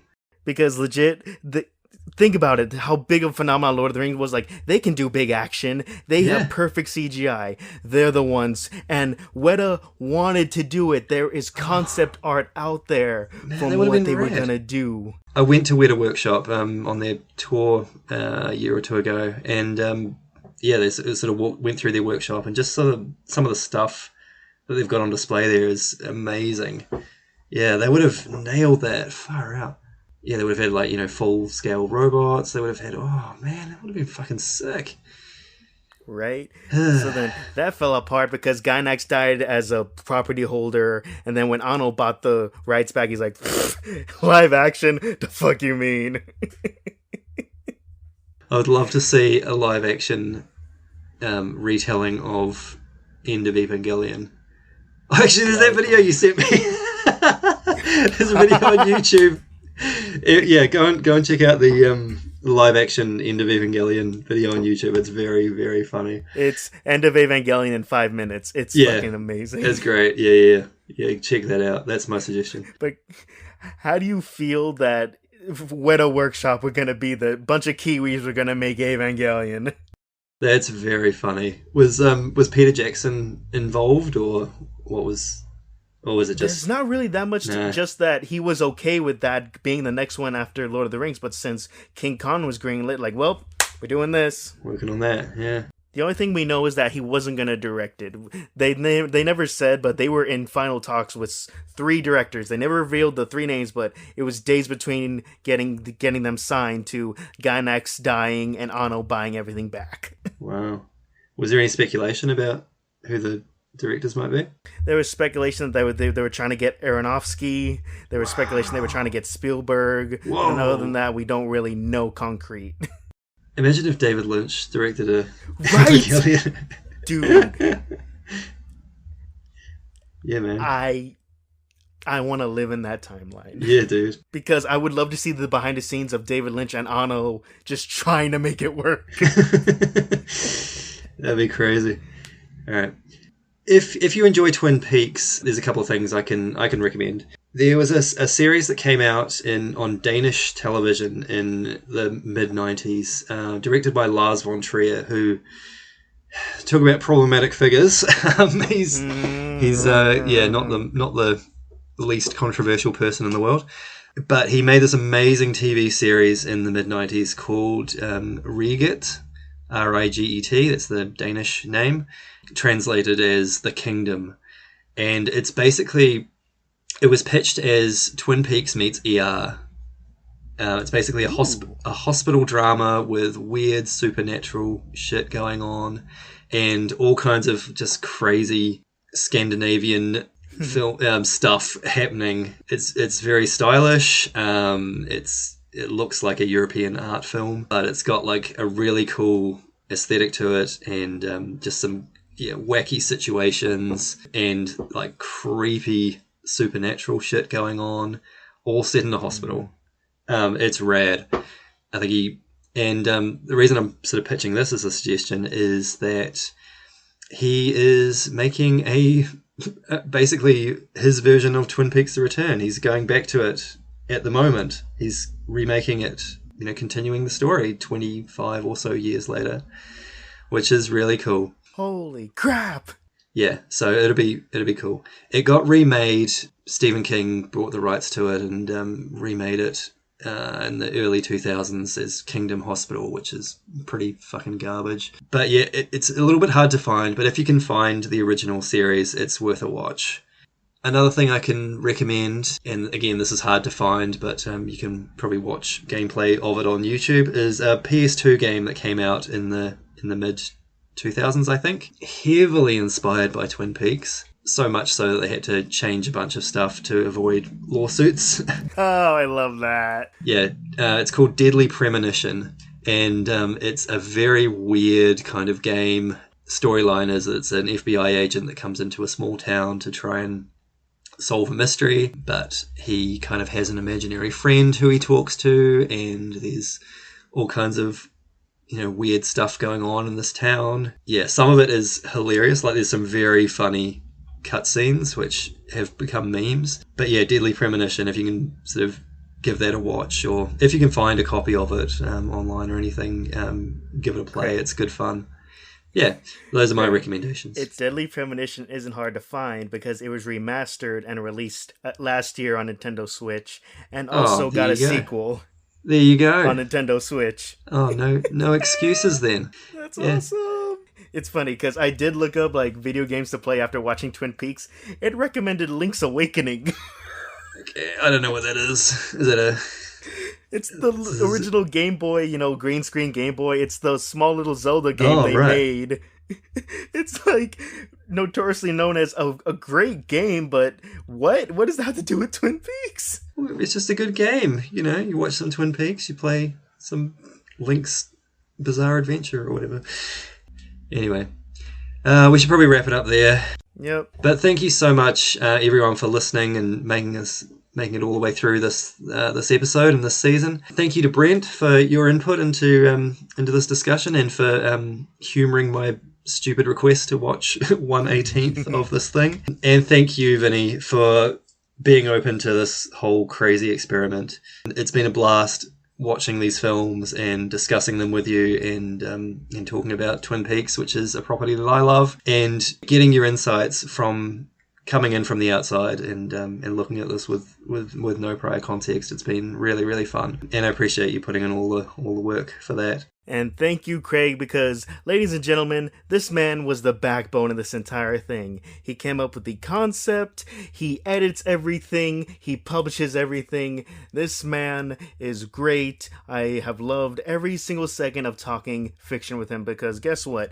It's hard to relate to people in the world, as we all know, but it's this beautiful thing where I think us 100 miles away, we can relate to something of our passion for these two specific different things, where it's nice because I feel the energy he gives off, and it's so welcoming that I can reciprocate that back and have a great discussion about things we love. Because guess what?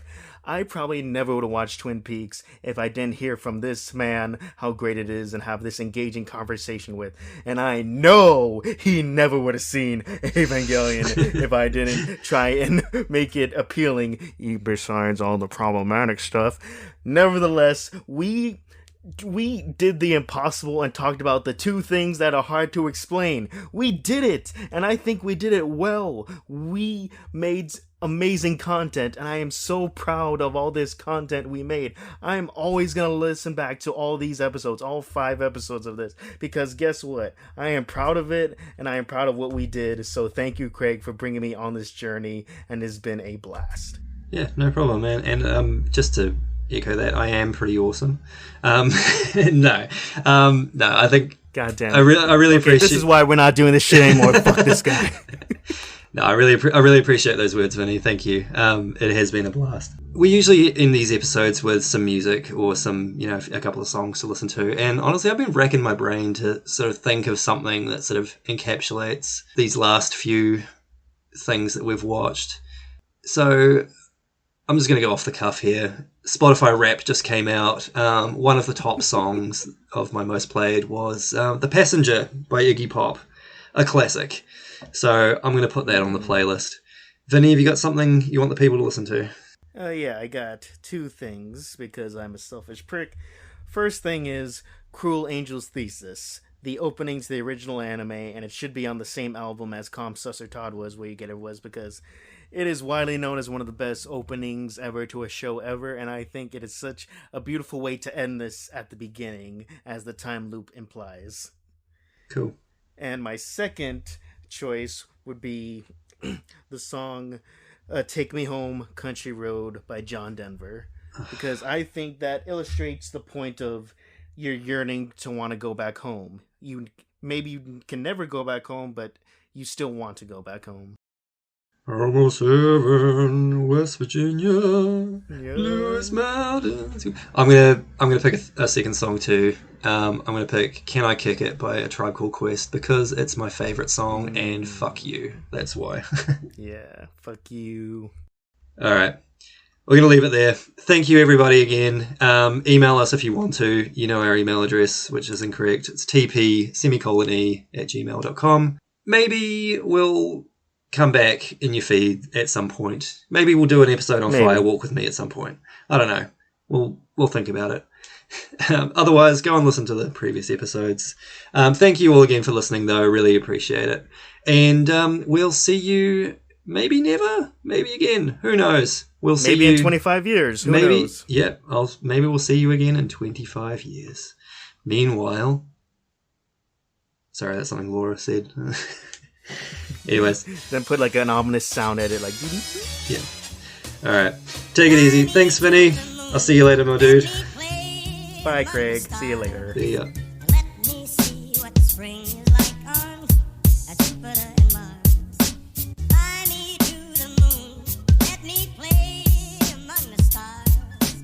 Let me see what the spring is like on Jupiter and Mars. I wanna see what different seasons look like on different planets. I'm way up in the stratosphere. I got a big advantage 'cause I got more love.